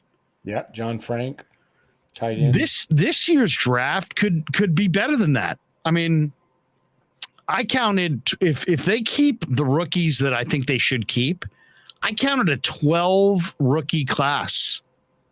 12 rookies. Now, if the 49ers can add a 12 rookie class to last year's roster, which I already thought was one of the deeper teams in pro football, if they can add 12 rookies this year, it will set them up for the next couple of years in a way that I don't think people realize. The 86 draft, on the heels of the getting Jerry Rice in 85, gave the Niners 8 starters. Look what happened after that. 87, yeah. I think they went 14-2 or 15-1. 13-2. I think they missed one game because of that strike. Okay, so 13-2 and 87. 88, they won the Super Bowl. 89, they won the Super Bowl. 90, they came one game to made to the NFC title game. Yeah. I believe 91 they lost to the Pack, maybe. I'd have to look it up. But 92 they lost to the Cowboys, NFC Championship game. 93 they lost to the Cowboys, NFC Championship game. 94 they won the Super Bowl. Right. So I mean, look at that run. You could definitely make an argument that the greatest era of 49er football, if you say what was the greatest 5-year period, it wasn't 81 to 85, the beginning of the run. No, it was 90, 91. Yeah, it was like well, I would say it was like 88 to 94. right in there, I mean, Right in there, 87 to 95, something like that, if you wanted to. And why did they have that great run? Jerry Rice in 85, 8 starters in 86. Well, look at last year's draft. They got Trey Lance, they got Aaron Banks, they got Hufanga, they got Elijah Mitchell. You got Jennings. So no, that was Jennings was the year before. That was the year before that. But then this year, they've got maybe a 12-person draft class with a lot of potential. So you look at the last 2 years, if Trey Lance becomes the great quarterback the 49ers think he's going to become, and they get just a reasonable performance out of those last 2 draft classes, and it looks like they're going to be phenomenal, they could set themselves. And look at the NFC. Ryan and I were talking about this earlier. The Rams, very thin roster at the top. They're really loaded, but really thin. Packers, Rodgers is old. Buccaneers, Brady's ancient. Who else is any good in the entire conference? If the 49ers, if Trey Lance is what they think he is, and they really get the depth bounce out of this last draft that they appear to be getting, the 49ers may be the class of the NFC for the next 5 or 6 years. I don't think it's overstating it at all. I don't see a team in the NFC that's building that's anything close to what they have as far as momentum, as far as roster talent. So they're in a great spot. I mean, they absolutely are. If they can just stay, keep down this road, re-sign the Ayuks and the Bosas and these guys based on having a rookie quarterback, who knows? Could be the best team in the conference. I saw that little piece you guys talking about the NFC teams in the car. The next time, if you guys could just do a little bit, I know you guys each had a mic and you shared your earphone. You had your 49er press over your neck. Could you guys wear matching hats? The next time you guys are driving together. What are you saying, Dan? What are you saying? I thought you were a great tandem. I'll go with Dave Justice and Moneyball. Where are you going with this? Coach Emilio? I think you guys need matching hats. Yeah, you're paying me $7 million a year, so maybe I am a little special. All right. I'm a little special. What? Right there, Sean Proctor. I ain't paying you $7 million a year. The Yankees are paying half your salary. That's what the Yankees think of you, Dan. They're paying half your salary to play against them. That's one of the great ones. Justin Kerwin, by the way, Aaron Banks is a huge question mark. Weight issues, couldn't get on the field last season. He's dropped weight and he's looking better. Like we'll see. In shape. Is he going to get the starter, Poe? Well, I think it's Banks, but we'll see. Poe's got to make the roster because Poe is just blowing people off the ball. Trent Williams said today about Poe? I saw that he patted him on the back. I didn't see the exact quote. What did he say?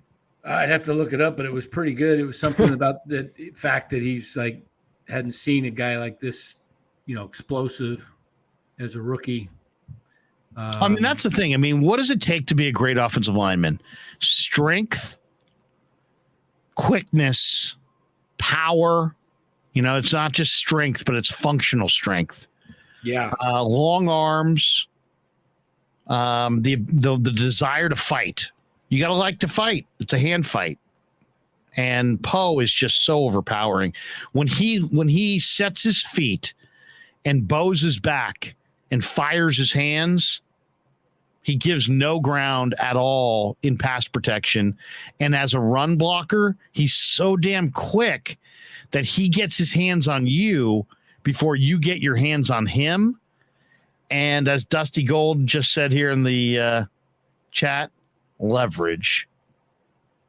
He's a leverage player. He plays low.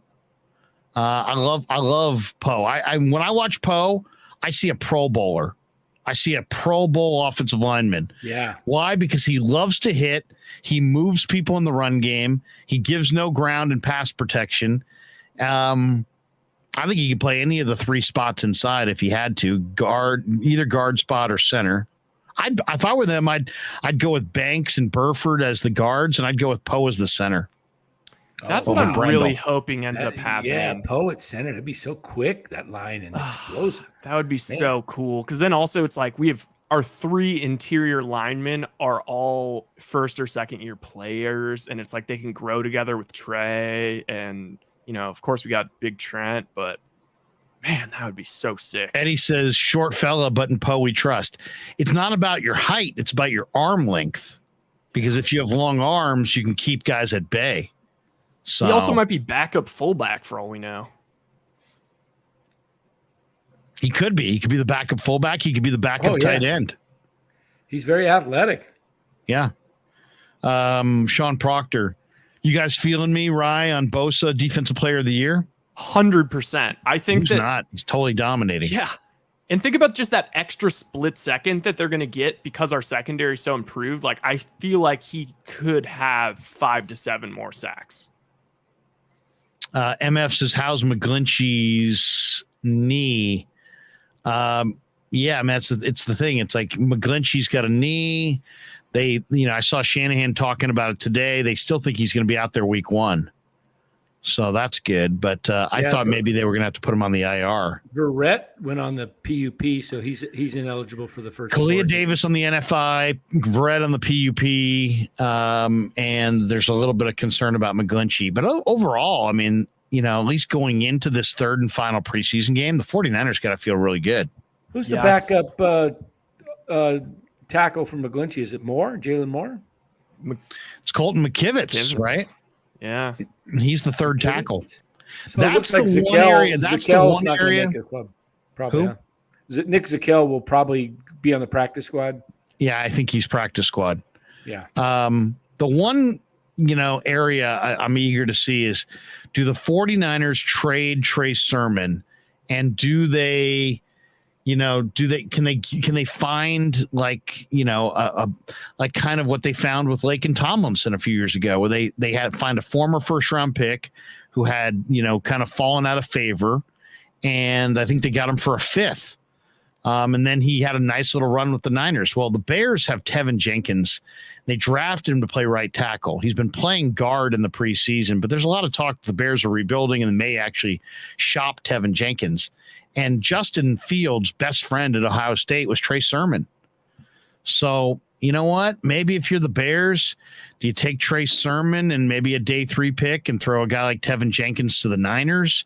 If you're the Niners, you get Tevin Jenkins. Maybe you can put McGlinchey on IR for a few weeks and play Jenkins at either right guard or right tackle. Sean Proctor, I just bet $416 on Bosa Defensive Player of the Year to win $5,000. I think that's a great bet, because now that who else were the options? Aaron Donald. It's Watt, of course. Devin White, maybe.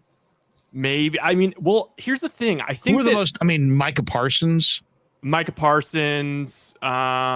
think of the most dominating defenders in the league right now. I mean, TJ Watt is always going to be, the favorite. But the thing is, like, with the way that betting markets, like how everyone's betting now, they have sites where you can sell your tickets. So, like, for example, if he got Bosa at 12-1 and Bosa goes crazy for the first 6 weeks of the season and it gets down to something crazy like plus 400, he could just sell out and maybe, make $1,000 and call it a day. Sell that off later. Yeah. Lou Marshall says, Larry, are you doing the double in Chicago week 1, Cubs, Giants, and then Niners, Bears? We are going to be doing some travel with the Niners this year. Ryan and I will be on the road, but it's not going to be week 1. Not going to be week 1. Not going to be week 1. So we want to save it up for the playoff stretch. Yeah, we did have a meeting this week though where we talked about the season ahead, and when it came time to talk about the playoffs, they said you guys will be on the road for all the playoff games. So that made us happy. Very happy. I know. Now you just got to get there. Hopefully we make it to the Super Bowl and we're staying at Dan's house. See that back room right there? I mean, I'm throwing bottles of Mickey's Big Mouth off the wall back there. Faith and Buster are like, What? Well, last week we were in peace and completes and lumpia. Now we've got these hellraisers throwing beer bottles, and then the people will be like, you know what? Dan Coccimilgio's having another party at the 55 and over place. Yeah, I mean, man, you'll have to come to the HOA meetings if you come for here. oh, it'd be I incredible. think there's a really good chance, by the way. I think Vegas New Year's Eve, second to last week of the season. I think that's a very good chance we're going to be there. Oh, could you imagine Vegas on New Year's Eve? Bowl Vegas games, on New friggin- Year's Eve. Oh man, there may not even be That's when we we might have to tape whatever we're doing the next day for that. Seriously. But Lair, seriously, when we're now that we're getting closer to the season, I don't want to be the guy that just drinks all the Kool-Aid on the Niners, but seriously, honestly, if I was to be like trying to put my objective hat on and I wanted to be just a little bit different, I'd pick the Niners to go to the Super Bowl and it's not even as much them as it is the rest of the NFC. Do you have the odds? Can you put up the odds for the NFC? Put up the odds for the NFC. You're I'd like to coming see what it late, looks like. man. You're coming late. I'm late to the party, Dan. Look at Danny. Danny's like, I I've had already him wagered. 13. I still sticking with my 13-4. Jim Molay says going to be stumbling into the game. Or no, he says it's going to be a fun season. Jay Stamp says stumbling into the game, LOL. Let's go Niners. Yeah. We're all 16-1 to win it all, Sean Proctor says. I'm sure my site is much shittier. 16-1. Is Sean, is that the Super Bowl or is that the 9 wins for the Niners?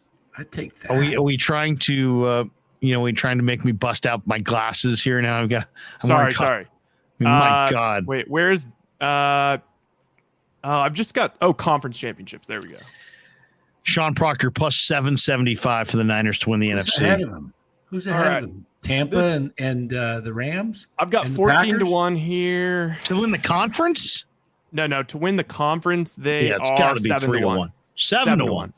That's a great deal right there. Cowboys 8-1, Bucks 3-1, Rams 450 plus 450, Green Bay plus 450. I mean, I think Tampa Bay is gonna. Also, isn't it kind of crazy all the stuff coming out about Brady? Apparently, that he thought he was going to Las Vegas. Yeah. Well, what's the story there, and why is Dana White breaking that story? I don't know, but I was listening to Mike Lombardi, and he corroborated it that it was. But I mean, it would have been weird with Gruden. This is I got it wrong. I thought that he was like trying to go there this year, but this is like before the Bucks thing came together. That was like his original deal. I think Anonymous is worried about Danny's wife. Where's Dan's wife going to stay if you guys are partying at his house?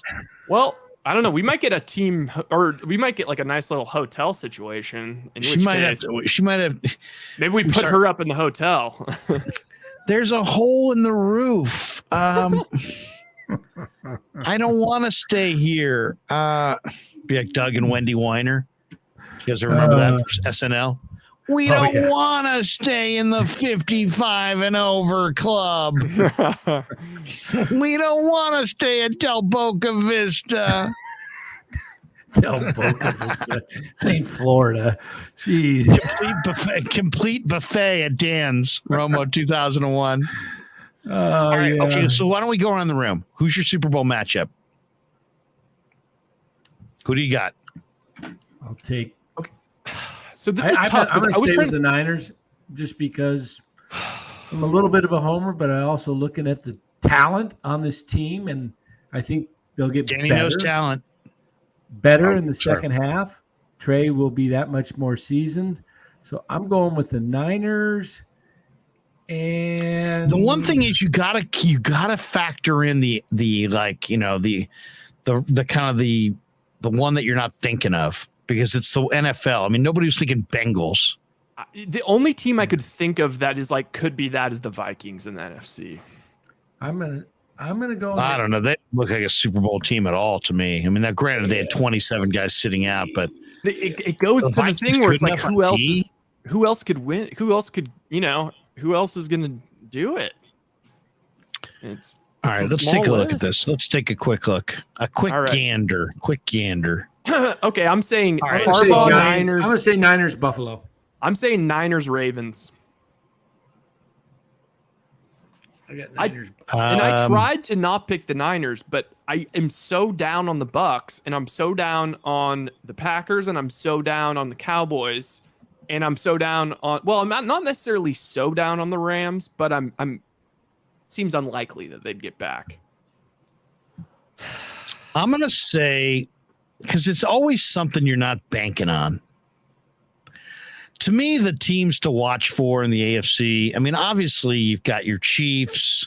A lot of people like Buffalo. That's the chalk. Buffalo and Kansas City are the chalk. Would we agree? The Colts would be a nice little. The Colts with Matt Ryan. Guys. Yeah. That's interesting. Broncos. How about this one? How about the Titans with the rookie quarterback taking over for Malik Willis? Yeah, I can't see it. I don't see that yet. And that's too much. See, the AFC's too deep. AFC's got 5 teams that are legitimate. How about the Browns with Deshaun? That could happen. That could happen if they're in it. How ugly would that be for the NFL if Deshaun wound up in the bowl?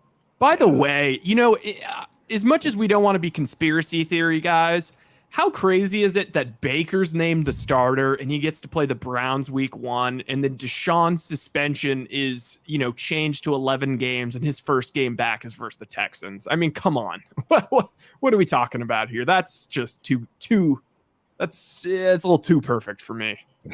I could see Chargers, but you know what? There's something about the Chargers that makes me nervous. I know. Something about the Chargers makes me nervous. It's interesting. If we follow the trend of the past 2 years, fourth and elite 4, quarterback I'm going for it. How about from my own 30? I'm going for it. Yeah. How about elite quarterbacks the last 2 years changing situations and joining a loaded team, and they've won the Super Bowl, and the only contender for that this year would be Russell Wilson and the Broncos. I think the 49ers are just freaking. They're beyond live. I mean, they're seriously. I mean, unless you believe the Rams are going back to back, or you think that Brady, age really doesn't matter at all, and he's 45 and he doesn't have Gronk. Does offensive line play not matter? Seriously, I would say the Niners are a phenomenal bet. Would you say you can get the Niners at in the conference to win the conference? Well, 12-1. 12-1 on the 49ers to win the NFC. No, sorry. 7-1, right? Wait, no. It's plus 900, 9-1. 9-1. 9-1. 9-1 on the 49ers. I mean, there's not one team in the NFC that you go, wow. I mean, you don't even have to worry about off the pace teams in the NFC. Are the Eagles getting there with Jalen Hurts? I don't see that. Is Dallas getting there? I don't see that. So put a line through the NFC East. If you look at the Bears, Niners, Lions, Vikings, no. I would say Pack has a shot, but come on, the Niners own the Packers in the playoffs. They beat them there. They beat them here. They beat them everywhere. Falcons, Panthers, Saints, Bucks.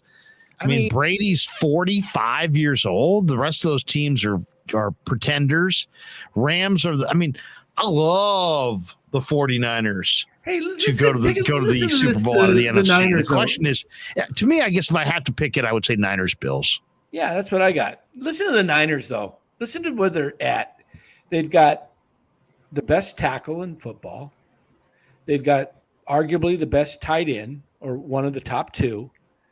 They've got the best all-purpose player in Debo. They've got the best defensive end or rusher, edge guy in Bose, I believe. Best linebacking core. One of the top linebackers in Warner as a core.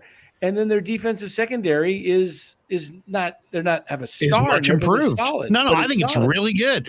If you just take Emmanuel Mosley and Womack as your nickel, Charvarius Ward, Jimmy Ward, Hufanga, that's a fucking great secondary. Now, if those guys get hurt, things could go south, but that's a terrific secondary. I mean, that might be the strength of their defense is the secondary. Their first string secondary's nails. I might just throw $100 down on that bet right there. At the Niners, 45-1. It's $4,500.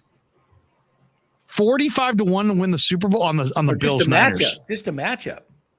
Just those two to meet. I had Niners Bengals last year at 100-1. Could you imagine how great Yeah. And how great you're feeling right now? How much would you enjoy Super Bowl Sunday if you had a ticket for Niners Bills and it became Niners Bills and you got 45-1? And now you're rolling into the Super Bowl. You've already cashed on a 45-1 shot going into the bowl. Larry, listen to this. This was last year after the Niners. That's freaking awesome. Last year, the Niners, when they started 2-3 going into the Monday night game for the Rams, I bet them 100-1 to win the Super Bowl. Right. 100-1. And then before the playoffs, I bet Niners Bengals matchup at 100-1. So all they had to do was hold on versus the Rams. I would have cashed a 100-1 ticket, and then I would have just been free money if the bet. I probably would have put on it 10, 20, 20. So it would have been $2,000. Oh man, damn! And I didn't hedge because my buddies told me not to. The best bet I ever made, as far as like the future bet that I was all over. I bet at 40-1 on opening day the Cincinnati Reds in 1990 to win the World Series. No way. Yes, 40-1 on the Reds. Because I love the offseason. I thought they had a terrific offseason. They had just made good moves. They had a terrific team. They had Eric Davis. They had a loaded pen. They had Lou Piniella. Was that the year they had Dibble and Dibble, Charlton, and Myers? Charlton in the 7th, Dibble in the 8th, Randy Myers in the 9th. Yeah. And they had tons of speed. They had Sabo and Hatcher and you name it. I mean, I think Benzinger might have been on that team, but they had a really, really good team, and I got about 40-1. Yeah. Hey, speaking of baseball pitchers, you hear about Walker Buehler today? I saw that he had Tommy John. Yeah, and then for the second time. Yeah, elbow reconstruction. He's out for next year too. He may not even be ready to pitch in the beginning. That's an example right there where I don't care who you are or what your name is. I don't want to spend big dollars on a free agent pitcher. Yeah. I don't care. I don't care if your name's Zito. I don't care if your name is Bueller. I don't care if it's Kershaw. I don't care if it's Bumgarner. I don't care who it is. You pay the pitcher. I'll pass. I'll get down the road and spread that money around. Bueller hasn't even got into the big money yet. His second contract. And look at LA this year. Look at the year that they've gotten out of Gonsolin. Look at the year they've gotten out of Tyler Anderson. Yeah. These guys are like 23-1 or something, right? Combined. Yeah, I just keep thinking they're going to fold at some point, and I'm hoping it's in the playoffs because they're going to have to rely now on because Kershaw's out. So they're going to have to rely on Gonsolin and Anderson and Dustin May, who looks like probably is back to like Cy Young material. Dustin May's dominant. So he will be their ace, I believe, in the playoffs. And then they'll probably go with Gonsolin and Anderson. And questionable, they got also Urias too.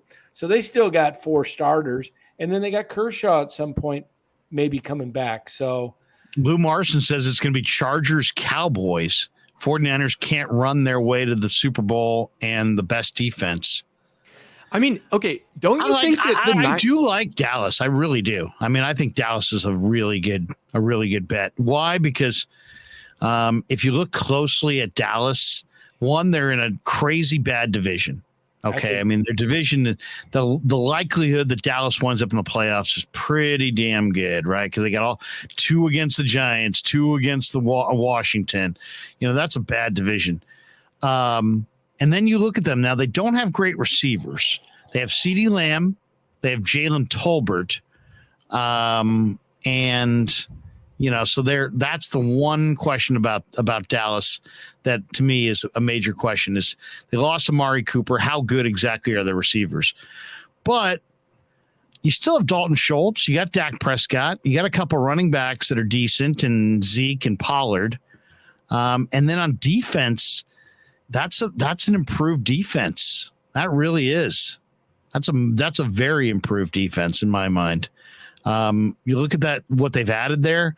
You've got, DeMarcus Lawrence, and you got the UCLA kid up front. You got Micah Parsons and Van Der Esch. And then they added some pieces. Sam Williams can rush the passer. John Ridgway, who they call the Vanilla Gorilla. He's a good player inside. Then they added Marquise Bell, the safety, where's number 41, Wanye Thomas, good safety as well. So they added some safeties on the back end. They still have Diggs, Jordan Lewis, Anthony Brown. They're not bad on the corner. Parsons can put heat on the quarterback. Sam Williams can put heat on the quarterback. They got Gallimore inside. I'm just saying Dallas will probably gag all over themselves because they got one. You got one Jerry. person you didn't name though that's a problem. Who do you got? Mike McCarthy. They still got.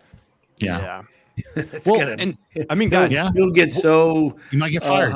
He'll get so hung up and conservative at the end in a tight game. And they also got a lousy home field. Let's be honest. Pete Niners walked right in there and beat them down. Oh yeah. You can go into their backyard in the playoffs and slap them around. But Dallas, to me, is definitely Dallas and Philly are the class of that division. Yes. Vikings and Packers are the class of the North. I would say Buccaneers, maybe Saints, Panthers, Buccaneers, Panthers. That's a little open, a little wide Saints open. Line's actually pretty. I mean, the Panthers line's pretty improved. Niners, Rams, probably the class of the NFC West. I see the four. I mean, Trey Lance is going to have to show improvement. Trey Lance is going to have to evolve into a really good player over the course of this year. He's not there right now, but if he does evolve, I think you gotta love the 49ers. You gotta love the 49ers based on the rest of their roster and that defense. I'm going to look at their schedule because if they start off, It's a great schedule. It's a great They schedule. barely travel. Yeah. Oh yeah, I'm going to throw this one out. Great. I'm thinking of somebody else. Let me throw this one out to you guys. Do you think that this is the most outside? Let's quarterback position aside. Do you think this is the most talented roster that the 49ers have had under the Lynch Shanahan era? Because I do. Oh yes. So, Yeah, I would say so too. And so if that's the case, I just Their want everyone. receivers are better than they were a couple years ago. Yeah. They don't have a hole, and so it's all going to come down on Trey. And a lot of the people that were whining about Trey not getting playing time last year, and Jimmy being carried by the rest of the team. This team better go far. It better go far. Hurt the Cardinals. The first 6 games, DeAndre Hobson is suspended. Yep. So, but Hopkins. Hopkins. I say Hopkins. I meant Hopkins. Yeah. You said hopscotch. No, I'm sure. First 6 games, not easy for them. They open up with the Chiefs, and then they got the Raiders at Las Vegas. Then they're home to the Rams. Then they go to Carolina. That's not an easy game back in Carolina. And then they got home to the Eagles, and then on the road in Seattle. They could be 2-4 easily without him. Also, who are their runners? I mean, you got James Conner. Oh, he's going to. And then what? They're a one running. I mean, the 49ers have 5 or 6 running backs in their camp. What do the Cardinals have? They have James Conner, Darrell Williams, Eno Benjamin, Jonathan Ward, Keontae Ingram. I mean, that's not. I mean, if they got like Kareem Hunt, maybe, but they don't have good runners. And then that line they have is makeshift. Rodney Hudson's old. They lost Chandler Jones. Their receivers, AJ Green's old. Marquise Brown is inconsistent. Rondale Moore is super fast, but there's not a consistent receiver in that bunch. You got Murray, who seems to fade. Brown? Did they get AJ Brown? No, Eagles. No, Eagles have AJ Brown. Who did the And Cardinals then get? I look thought at they their got another front. receiver. Marquise Brown. That's right. They got Hollywood Brown. Yeah. So, but I mean, that Hollywood Brown is mediocre ball skills. He's fast, but he always seems like he gets hurt. Then you got AJ Green, who's old. Rondale Moore, who's tiny. And I love Rondale Moore, but he's tiny. Their O-line is totally average. Ertz is still a good player, but he's a little long in the tooth. J.G. Watt is their best defensive player up front, but he's older. I think they're okay. I think they're. I mean, I it's not like they're the worst or anything, but their defense is just I don't think it's awesome. Now, Philly is interesting. Philly said, or who was it that asked about Philly's D here? Let me check Philly. I'll pull it up. James Foster. Yeah, James Foster makes the donation. He says, what about Philly's D? Philly has Brandon Graham, Fletcher Cox, Javon Hargrave, Josh Sweat, and they've got Jordan Davis and Milton Williams, Teron Jackson. They've got a front line. Derek Barnett. Eagles have a good front. There's no doubt. Then they go Kazir White, TJ Edwards, Hassan Reddick at linebacker with Nakobe Dean coming off the bench. They brought in James Bradbury. They still have Darius Slay. Devontae Maddox is their nickel, but they're not great at safety. They have Tart there, but they have DeAnthony Harris and Marcus Epps. So, I mean, if Hurts, to me, it's a big question about Hurts. And also, I just think that Hurts and Minshew in a town like Philly, they're going to debate that. That team's going to fracture among the, in that debate, also that public back and forth, Philly fans fighting it out on IP over who's better between Minshew and Hurts. I could see that being a huge distraction. They do have a great line. They do have A.J. Brown. They do have Devontae Smith. Quez Watkins is a burner. And they've got some decent running backs, and they ran it well last year. Miles Sanders. I think Miles Sanders' health is going to be a big part of it. Can he stay they got healthy? Dallas Goedert at tight end, who's a good tight end. I mean, they got a great O-line. I like Philly, but something about Philly is also not very trustworthy. We did we each took 8 teams for our top. Let's look back on that. Yeah, and then I think we should also do go through before the season starts, defensive rookie of the year, offense rookie of the year, player of the year, defense player of the year, offensive player of the year, MVP, pick our top receiver who gets the most receptions this year. We'll do later this week. You know what I like is most passing yards, Kirk Cousins. Really? Yeah, well, he's got 2 great receivers. And he stays healthy, and they're going to be passing. And they're going to be behind. And he already got COVID, so his vaccination status doesn't really matter. Yeah, there's some interesting wild card teams in the AFC. Like, what's Mac Jones and the Patriots going to do? What are the Dolphins with their new head coach and Tyreek Hill and all the speed they've added? What are they going to do? How good can the Steelers be with Kenny Pickett? How good can the Browns be with Deshaun Watson? How good can the Bengals, continue to be with Joe Burrow? I almost feel like we're forgetting about how great Joe Burrow is. Yeah. And then it's like, if the Titans move off of Tannehill, who was a circus in the playoffs, and they get Malik Willis to play at a high level, they're pretty damn good. And what about the Colts now with Jonathan Taylor and you've got Matt Ryan there? There's a lot of stability there. All the teams in the AFC West, to me, are kind of interesting. The Raiders added talent, a lot of it. Denver added Russell. The Chiefs are always good, and the Chargers added a ton of talent too. I mean, look at the Chargers. They added Khalil Mack to Joey Bosa. Chargers are. I don't know about Brandon Staley, but as a head coach, goes for it all the time on 4th down. But I mean, Chargers, Chiefs, Broncos, Raiders, Colts, Titans, Bengals, Browns, Steelers, Dolphins, Patriots. If you said the real creme de la creme in the conference is Chiefs, Ravens, Bills, or Bills, Ravens, Chiefs in that order, there's a lot of like these kind of in between teams that could be live. In the NFC, I mean, who's potentially live? Dallas or Philly?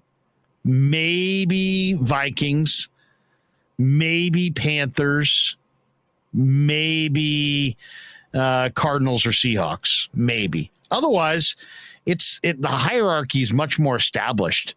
It's Niners, it's Rams, it's Tampa, Buccaneers, it's Green Bay. That's it. That's the class. So it's like I look at the Niners as having a much easier road. The AFC is a little bit harder to predict, but I just think Buffalo's on a totally different level than everybody. Yeah, and the thing with Buffalo, the AFC West is going to beat up on each other, and so Buffalo has. It's going to the road to the Super Bowl is going through Buffalo. Yeah, it should, because they got a pretty easy division. I mean, the toughest foe is New England, and they beat New England pretty good, both times last year. And I think they're better. And how about this as an exercise? These are the teams that we picked. Look at Buffalo added too. Buffalo added quite a bit. Well, Larry got the Bills. What do you say we go through these teams? I'm going to starting with Dan's. We'll run through all of them, then Larry's, then Ryan's. Let's see if we can consensus. Let's italicize every team that we all agree can win the Super Bowl if everything breaks right. That'll be an interesting exercise. These teams that we picked for what? To win the Super Bowl? No, it's like it's a combination of winning wins during the regular season, and then playoff wins are weighted more, and then Super Bowl's worth a crap ton. So I think looking at this can potentially win. So Bucks can win, Packers can win, Niners can win, Eagles can. Do you think Eagles could win if everything breaks right? If everything broke right, yeah, and the Bengals. Do you, Larry? Yeah, I would. I'd say they could.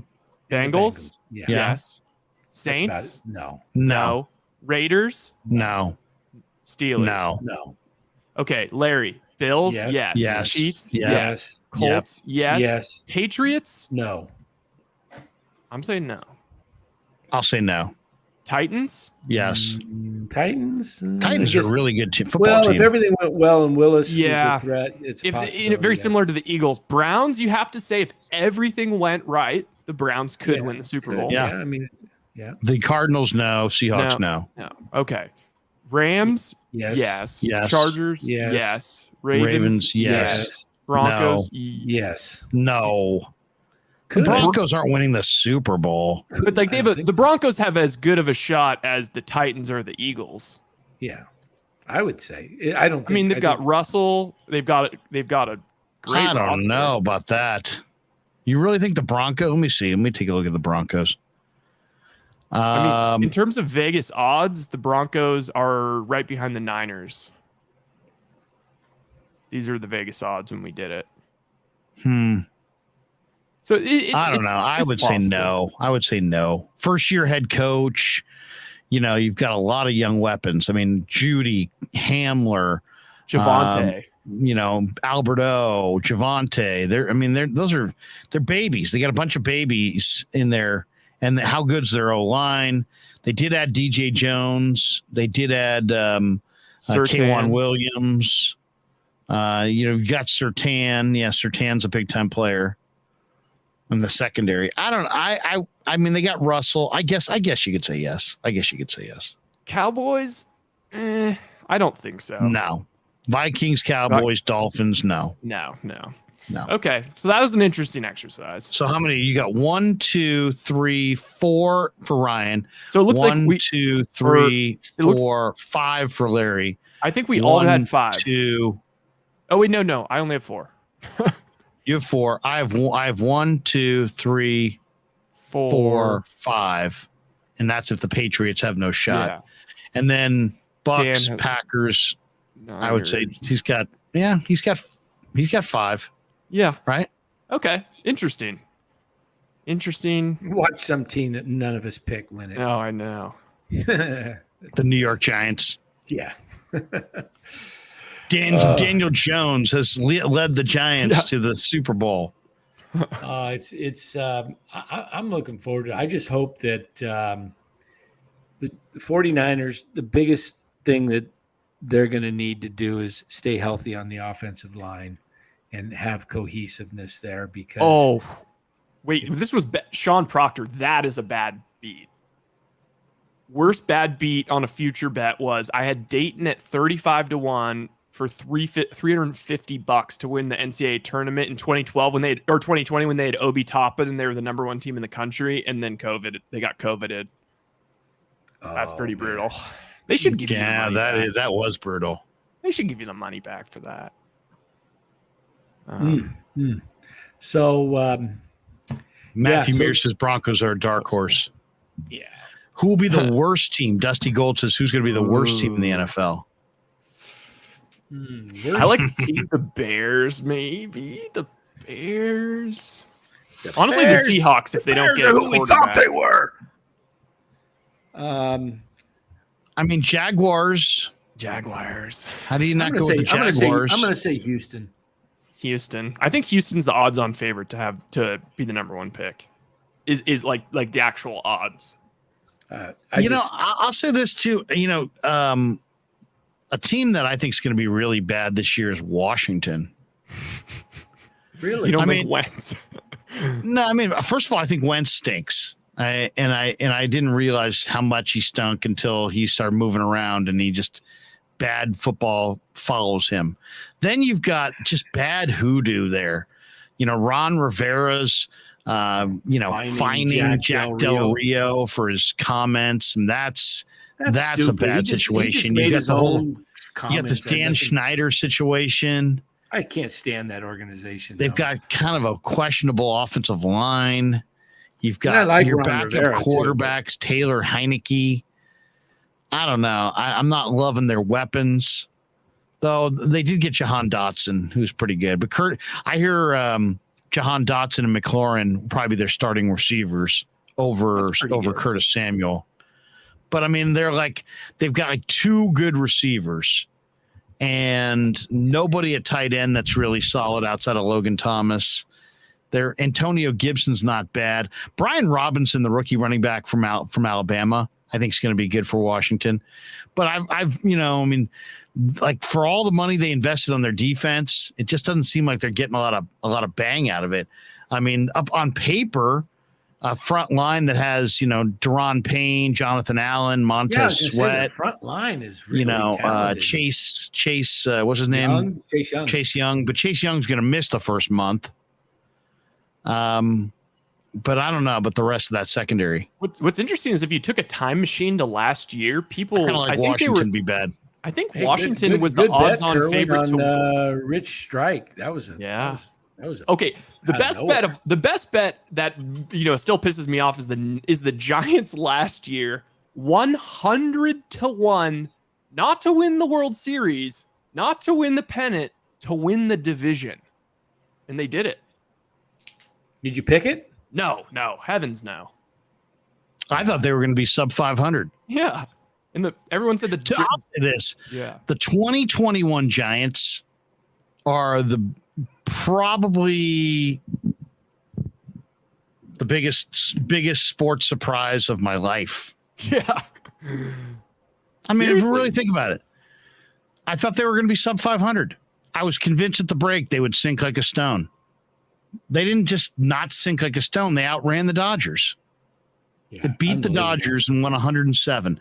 The 2021 Giants were 4 games clear of the 93 Giants. The 93 Giants won every single day. Yeah. They were constantly winning. This team beat their pace by 4 games from last year. While having to play the Dodgers a crap ton of times, a team that won 106. Right. I know. They played them. It was just like it was a completely. Was it? How much was it because of the pandemic? How much of it was because of maybe teams not going full bore? I don't know. I don't know what the hell was going on last year. And then we let our guards down and finally believed, and then coming into the season and got our hearts ripped out. Yeah, I thought they were a 90 to 95 win team at the beginning of the season. This year, I was thinking 90 as well. Yeah, me too.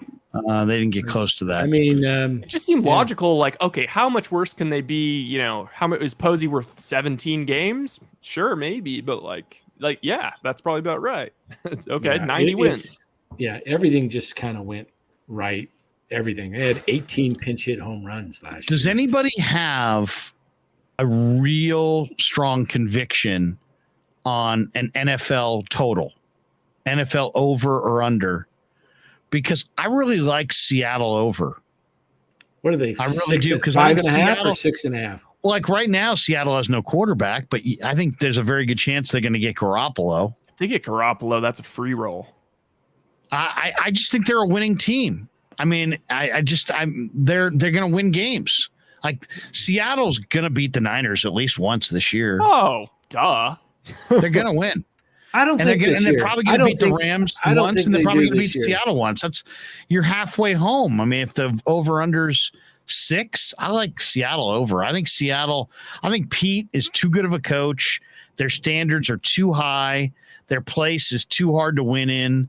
It's too loud. They'll wind up getting Garoppolo. They had a decent rookie class, Kobe Bryant and the kid they got from Texas San Antonio on the corner can play. We talked to Dave Softy Mahler today. I said, who's been the story of Seahawk camp? And, he quickly shot out Tariq Woolen, who's a 6'4" corner. So, I mean, they've got their secondaries, Jamal Adams, Quandre Diggs, Tariq Woolen, and they've got Kobe Bryant there, who's the Thorpe Award winner, played at Cincinnati this year. So, I mean, on the back end, they look like they could be pretty decent. Up front, you got Poona Ford, you got Darrell Taylor, you got Jordan Brooks. It's not totally bare. This team does have Metcalf. They've got Lockett. They've got good receivers. Charles Cross has been terrific as a left tackle in the preseason. If they wind up with Jimmy, their weapons are Penny, Kenneth Walker, Noah Fant, Metcalf, Tyler Lockett, Freddie Swain. I don't know, man. I mean, to me, I'll tell you what Damian I think Lewis got hurt with the ankle, but he's not out for the year. So I don't know. I mean, I just think Seattle's their expectation is they're a winning team. I like Seattle over. Yeah, I don't think this year the Niners lose to Seattle. This is the year I think they get 2 from them. In fact, I'll say this. But it's like, if you're a Patriots fan, aren't you going in every year saying, oh, this is when they had Brady, this is the year where they beat Miami 2 times. Like it's just yeah, I understand, but I just think I think there's something they lost both times last year to Seattle. They lost both last year. So they're going to bounce back. And I think the Niners, here's a bold prediction. I'm going to say they sweep the NFC West and go 6-0. That's at worst 5-1. At worst 5-1. If they lose a game, it'll be to the Rams. They'll beat Arizona and Seattle. I'll take that bet. Yeah, I'll book that. Yeah, I would take that because I think there will be inconsistency with the 49ers. You don't think they can go 5-1 in the NFC West? Can or will? Will. I mean, this is the thing. No, I think they will. I think Seattle's they will go owned them. Minimum 5-1. Arizona's owned them, and the Rams are the defending champs. I'm going to say the Niners go 5-1 at worst. Yeah, I mean, I think you might be off by a game. I could see them being 4-2. But yeah, I like Seattle over. I mean, Matthew Muir says, "Don't put your money on Jimmy. Stay away from them, Larry." Just my 2 cents. We got this one. Sean Proctor likes the Bears under. I like the Bears under too. Bears under sounds good. Sean also likes Niners over 9.5. I do too. It's a little juice to the over, but yes. I can't see the Niners losing more than 7 games. I can't see them being 9-7 or 9-8. I think it's hard to do the football over-unders because it always comes down to one game. Minimum Niners win 10 games. I mean, who do you like for offensive rookie of the year? That's like a tough one. Like I feel like it always goes to quarterbacks, but I'm gonna like Trey. I think Trey. Well, is he considered a rookie? No, he's not considered the rook. Then okay. Who is the offensive rookie of the year? Yeah, it's a tough one. I mean, there's the kid that's on the Chiefs. If he overtakes Hilaire, maybe. Oh, Romeo Doubs, maybe. I was gonna say Larry. That I think. Oh, let's see if he's on the board. Packers. Yes. No, I'm just getting the field. I don't see him. Who's the receiver that the Jets took out of Ohio State? Garrett Wilson. Yeah, Garrett Wilson. Yeah, he looks good. But he's going to have Flacco throwing to him. Okay, I'm looking at the first round of the draft right now. You know, looks freaking great if you look at the highlights. Is Darryl Stingley Jr., the cornerback who's playing for the Texans. So did you see for that? defensive rookie, Everybody, yeah. Did you see everybody lost their mind that Kayvon Thibodeau took that block? That was a clean block. That was a clean block. That's clean. I know people don't like that. That's football, baby. That was clean. You like Drake Jackson at 30-1? Yeah, I do. I think Aiden Hutchinson's going to have a terrific year. Oh, I think Sauce Gardner is going to have a great year. I think Drake Jackson has a huge year when they double team Boza and they realize on the other edge they can't stop Drake Jackson. I could see Big Jordan Davis having a monster year, but maybe not getting the counting stats to win the award. It's usually somebody who makes a lot of plays, like Louis Cine, the safety for Georgia's with Minnesota. I really like him quite a bit. You like that at 50-1? I do. You know who's had a great preseason? They say is Boye Mafe for Seattle. 50-1. Yeah, Boye Mafe might not be bad as far as a defensive guy. It's usually a linebacker who piles up, who gets an opportunity. You know, the guy for Detroit, they're calling Rodrigo. Yeah, the Oregon State linebacker. I mean, if he plays a ton, he's going to wind up with a lot of tackles, man, a lot of tackles. Do you think there's any chance that Nakobe Dean plays the whole year? Yes. I mean, I love Nakobe Dean. That was a great steal, too. I'll say my offensive rookie of the year is going to be Malik Willis. Whew. I don't think he gets in until after the. I think Malik Willis gets in there. I don't think he gets in until after this 8th game, maybe. Damian Pierce, the running back for Florida, is with Houston's had a real good looking beginning. Problem is my thing is not deep enough. So then, like, for a lot of these guys, you have to go with the field. And the field's plus 250. Romeo Doubs or Dobbs. Yeah, so Romeo Dobbs would be plus 250.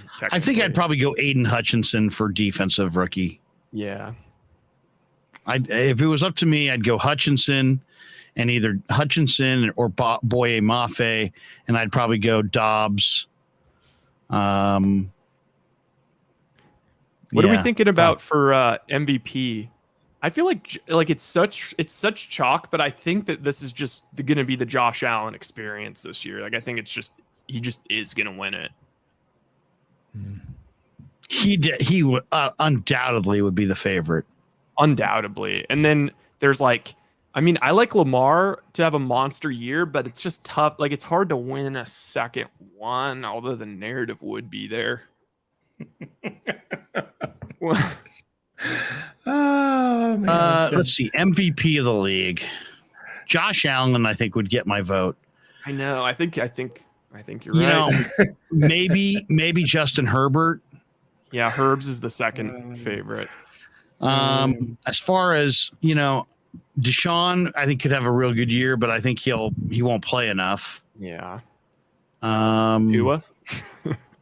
No, Jamar Chase could take another step forward.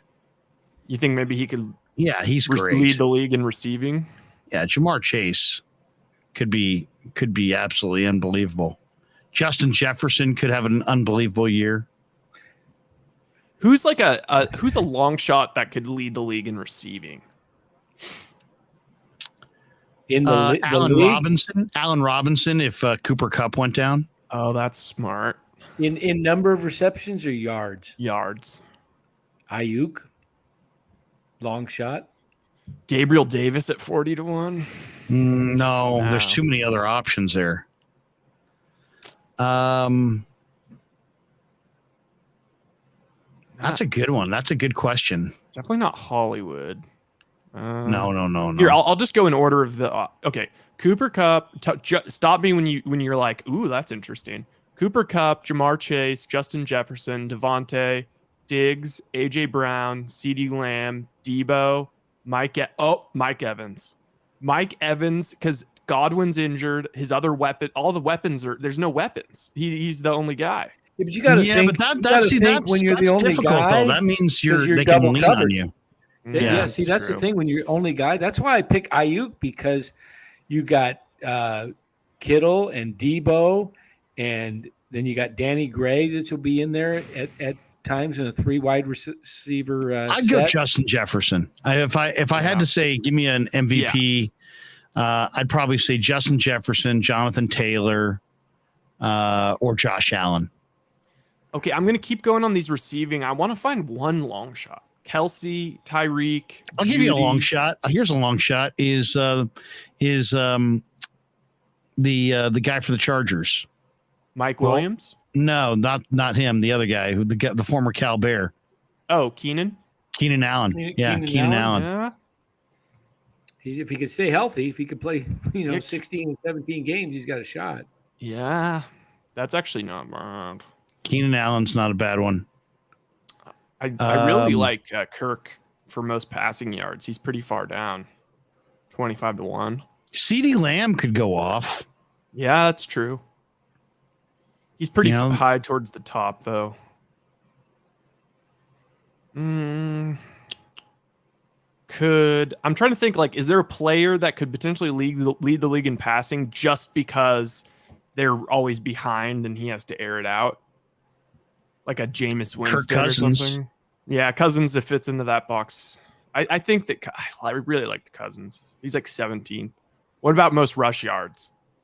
Jonathan Taylor, Henry, Cook, Mixon, Harris. See, that's the thing. I think when you go into rush yards, then it becomes. I think there's reasons to not like a lot of those running backs. I agree, but you could find a long shot, if someone went down, if for example, if Aaron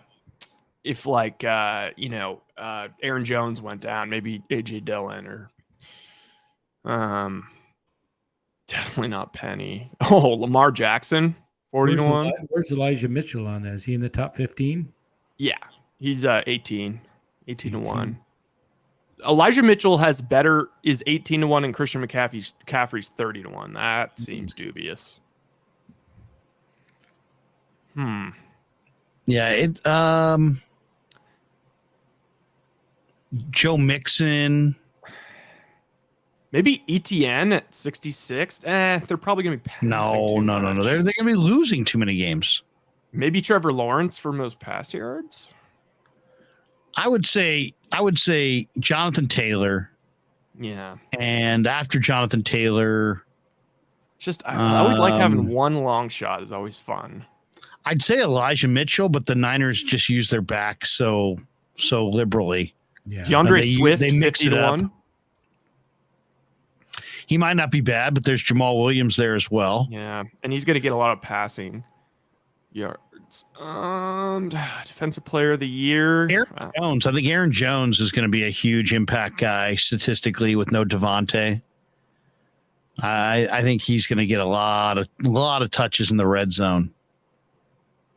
He's going to be interesting. What about defensive player of the year? I think Ramondre Stevenson could have a big year with New England. I think New England could run the hell out of the ball. I know.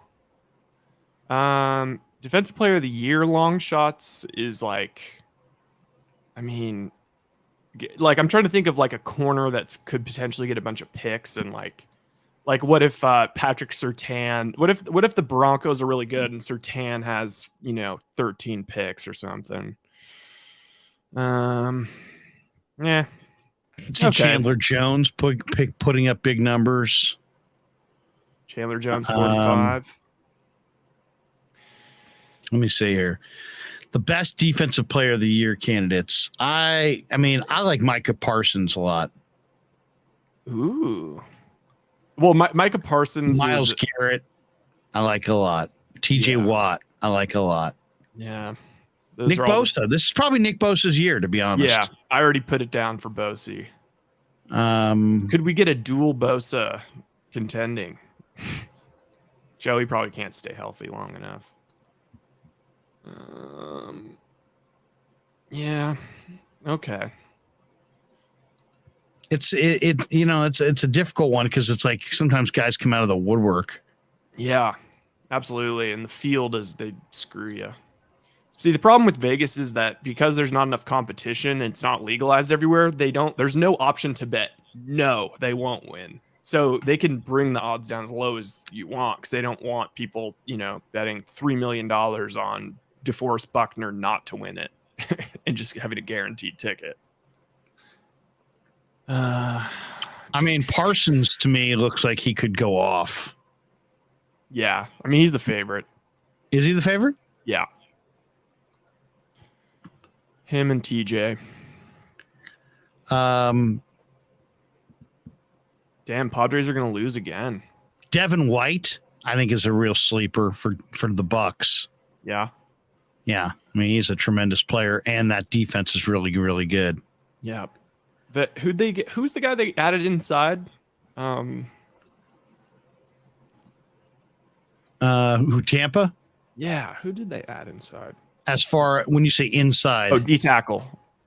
Let's see. Tampa added. Well, they've got Akeem Hicks. Oh, Akeem Hicks. Yeah. Yeah. So I mean, Tampa's got a good front line. They've got Akeem Hicks and Vita Vea. They added Logan Hall in the draft. You still have Joe Tryon, and then their linebackers are Levante David, Devin White, Shaq Barrett. That's a pretty good linebacking group right there. Yeah. And then in the secondary, they're pretty good. I mean, Carlton Davis and Jamal Dean, Sean Murphy Bunting, Antoine Winfield, Mike Edwards. You know, that's a pretty good secondary. So to me, they're interesting. What makes them not interesting is Brady's 45 and Gabbert's the backup with Kyle Trask as the backup to that. And they're probably a one-back team. They lost Ronald Jones, so they've got Leonard Fournette, but he was kind of showed up out of shape. They've got Rashad White, who's not bad. He's a third-round pick. Keyshawn Vaughn, I liked him at Vandy, but you know. So then you got a hurt Godwin. You got a banged-up offensive line. They've already lost Russell Gage. You know what I mean? It's kind of Julio to me looks like a tight end. He's so slow at this point. So. You know, if Gage and Godwin and Evans were younger and healthier, I would probably say, man, and if Brady were younger and healthier, it'd be one thing. But, you know, I mean, they've got a rookie at left guard in Gadecki. They've got a 45-year-old quarterback. You got one running back. You don't have Gronk. Evans has probably played his best football. Godwin's coming off an injury. Gage is already hurt. You know what I'm saying? So it's like when you look closer at some of these contenders in the NFC, it makes you like the Niners that much more. Yep. I know. You know, as long as Trey Lance can just not lose games by turning it over in mass, the 49ers are going to be right there in every game. Right there. Exactly.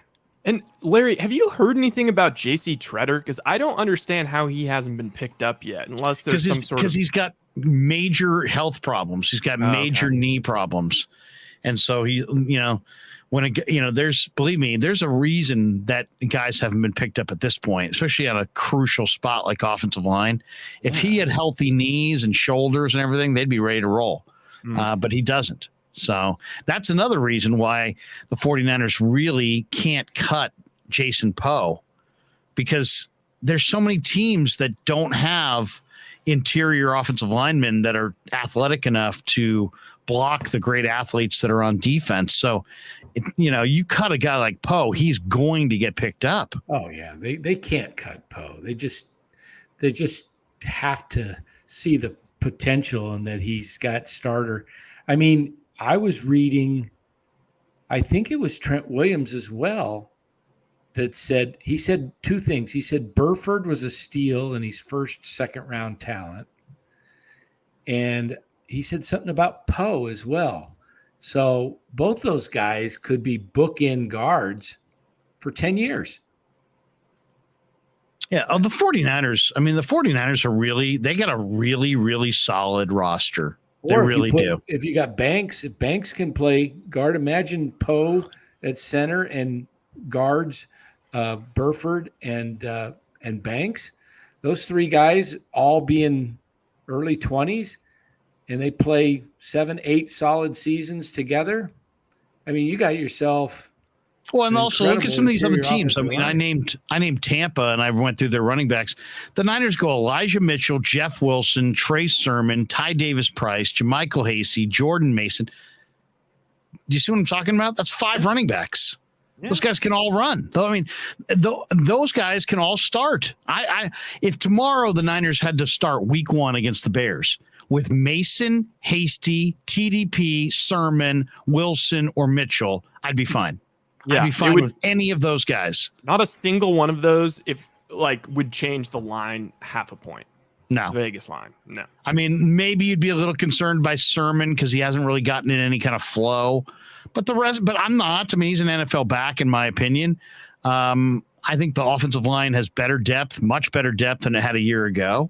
Ayuk, I think, is going to be much improved. They now have a vertical threat in Danny Gray and Ray McLeod. They're a little thin at tight end. They're a little thin on the offensive line as far as after the starters. They can't lose Trey Lance. They can't lose Kittle, and they can't lose Trent. If they don't lose Trent, Kittle, or Trey, they're going to be fine. I mean, the rest of that team is so freaking stacked that, I mean, they're loaded. They're loaded at linebacker, loaded up front, way improved in the secondary, deeper on all three levels of their defense, deeper on the offensive line, deeper at running back, deeper at wide receiver. I like Purdy as a backup quarterback. So, I mean, I think they're in a good spot. I think the 49ers, betting the Niners, to me, it's you'd have to convince me that it's not Niners Bills. You know what I mean? I'm pretty convinced that it's Niners Bills. Sadly, the Bills might be the better team, but you know what? And, they compare Trey Lance to Josh Allen. Wouldn't that be something if Josh Allen and Trey Lance battled each other for the Super Bowl in the desert? Yeah, seriously.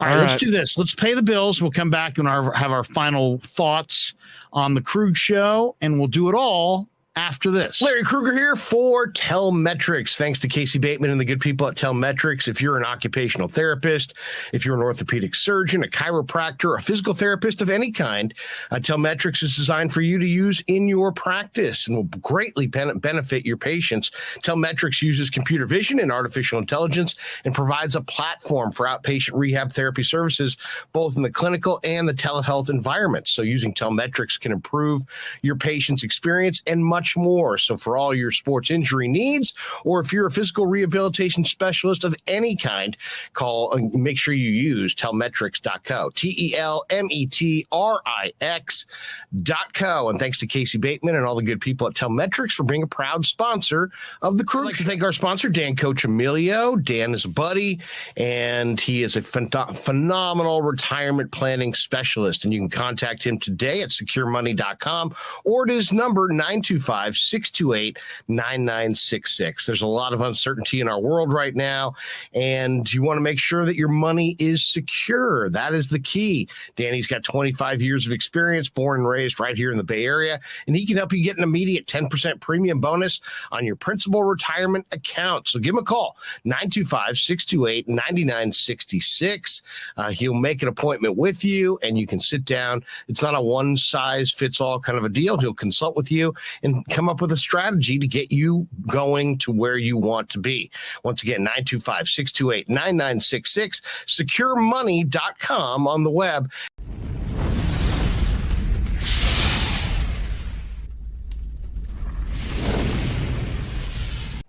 And thanks to Tony Cassera and the good people at Cassera's Italian Menswear. They are housing the Krueg Show t-shirts, and they're a proud sponsor of the show as well. The Krueg Show t-shirt, the Krueg Show podcast t-shirt is available there at their store in Dublin. Their address is 7372 San Ramon Road in Dublin, California. And go see Tony Cassera and get yourself a Krueg Show t-shirt and support the show. And special thanks to our sponsor, New York Style Italian Sausage. That's right, NewYorkStyleSausage.com is their website. Phenomenal product, whether it's the breakfast sausage, the Italian mild, the Italian spicy, the chorizo. You cannot go wrong with New York Style Italian Sausage. Once again, NewYorkStyleSausage.com. Often imitated, never equaled.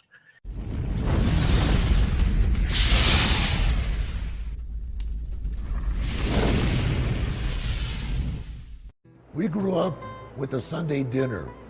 That means no matter how busy you were, no matter where the hell you were, you came to dinner on a Sunday night. Yeah, Sunday dinner without sausage, it's like a church without God. You know, how can you go to church if you don't believe in God? You know, and along with the sausage, also became the discussions. That was discussion night. You know, it wasn't a typical family that you sit there and you're quiet, you know, and you don't talk with a mouthful. Oh no, man. Italians talk when they're eating. Italians even talk when they're sleeping. And definitely we talk with our hands. So if we can't express it through our mouth, through our lips, we express it with our hands. So, and that's what sausage is, really. It's an expression, you know, that life is good.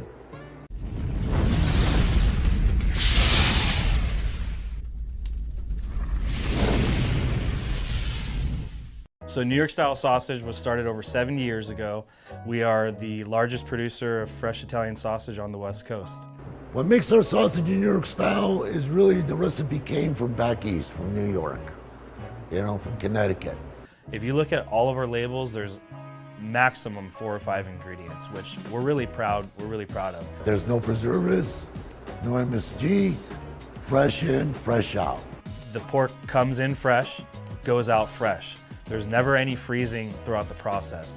We've always used fine quality cuts. We're never gonna deter from that. It's one of the reasons why our sausage is so good. I guarantee you put our sausage up against anybody else's from a flavor standpoint, no one will beat it, hands down. Hey, do yourself a favor and do me a favor. Go buy a package of the New York style Italian sausage. Guaranteed you will love it, guaranteed.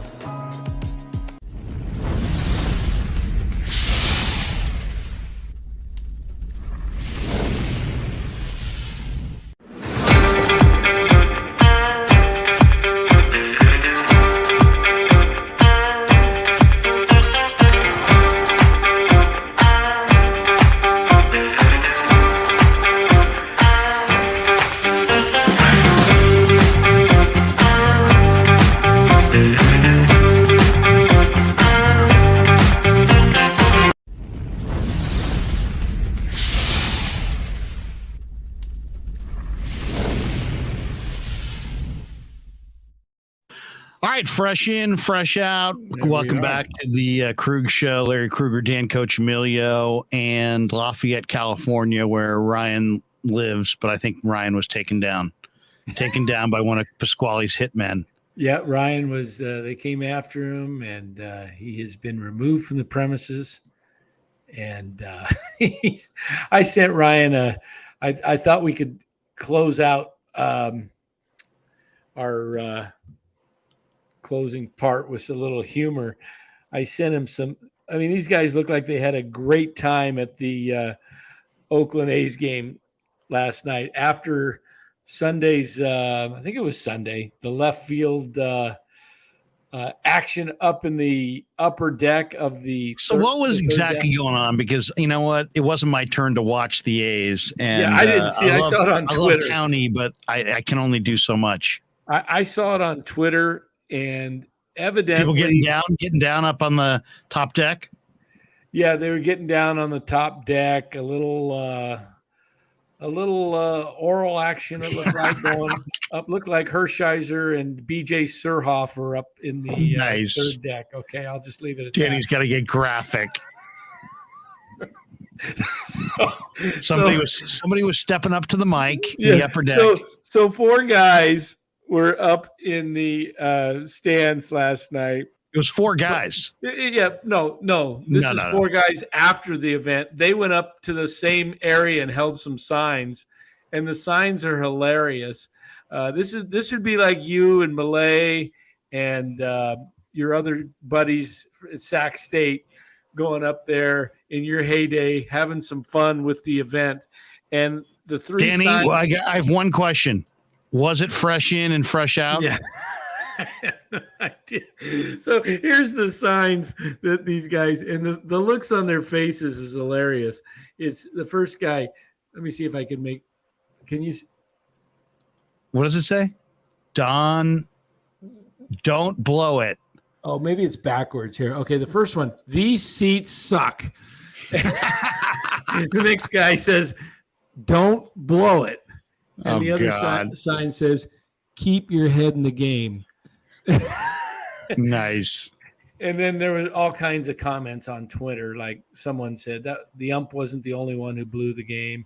Why don't they just close the upper deck? Exactly. There's nobody up in the upper deck. There's like maybe 1,000 people in the whole stadium.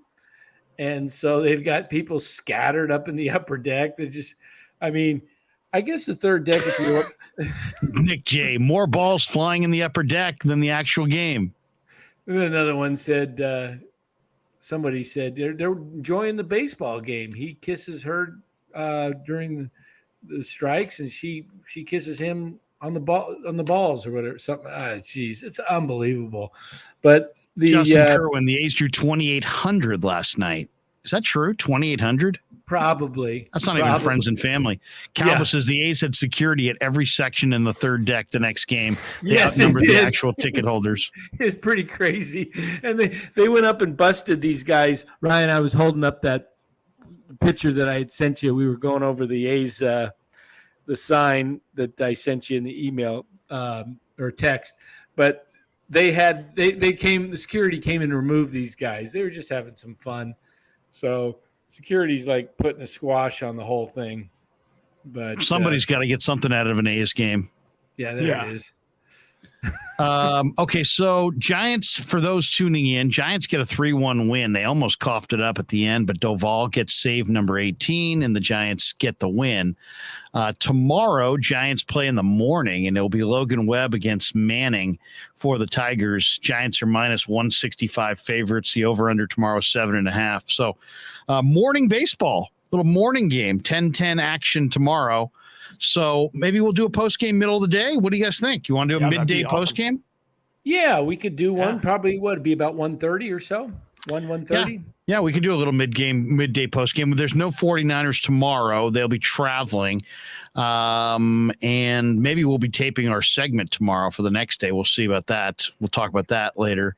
Yeah, Giants are on at 10:10, so they'll probably go 1:30, 2 o'clock. 1:15, 1:30 in there, a little over 3. Yeah.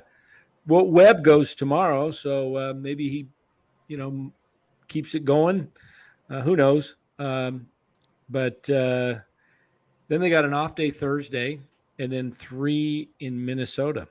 Yeah, so Wednesday, we got Giants tomorrow in the morning. We'll do a little post game after that. Maybe do another little live stream with the Niners at some point tomorrow.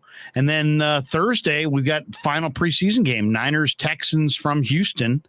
We'll definitely do a post game on that Thursday evening, and should be a great one. And then Friday, Giants go in Minnesota, and I believe maybe Ned Colletti's going to join us on Friday. I'll check with Ned, but he was interested, and he's back, and he said he's ready to come back on. So maybe we'll visit with him on Friday. And I would expect Belt maybe to go on the IL again here, maybe retroactive to what's today? Tuesday. They didn't play yesterday, right? So maybe retro to Sunday, just because they're saying right now that Belt is actually very concerned about this may force him to retire.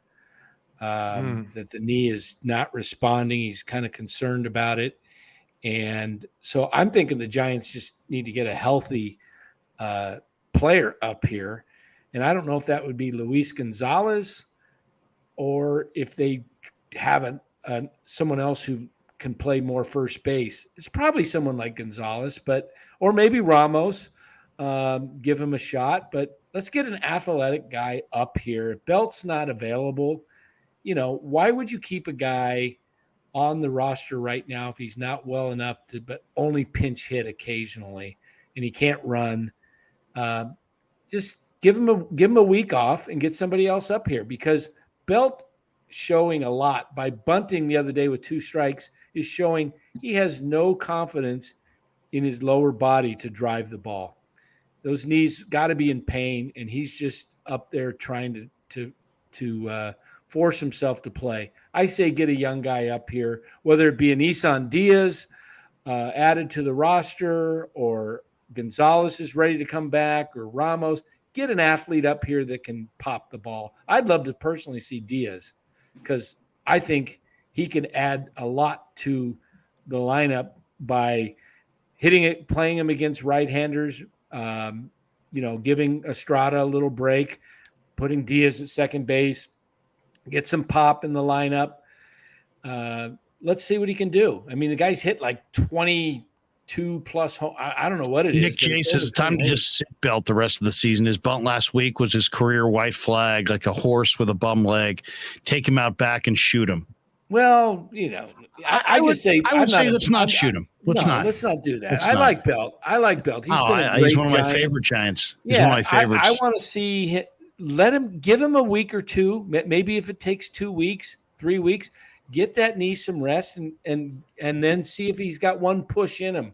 All right, let's get out of here. 2 hours and 36-minute live stream. It is 10 o'clock. Have a great night, everybody. Check us out tomorrow in the midday for a little Giants post game. Check us out on Thursday for the final post game on the Niners in the preseason. Niners-Texans will be with you Thursday night.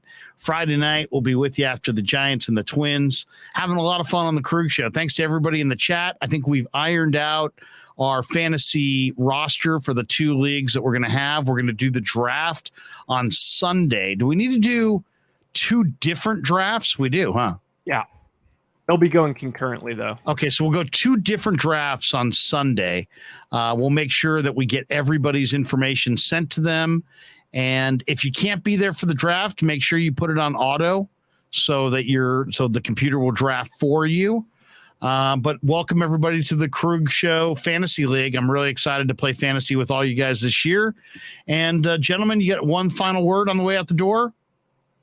I'm good. Niners are going to the Super Bowl, I guess.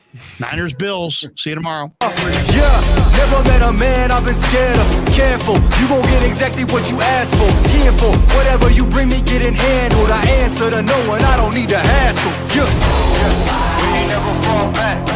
Hold our ground where we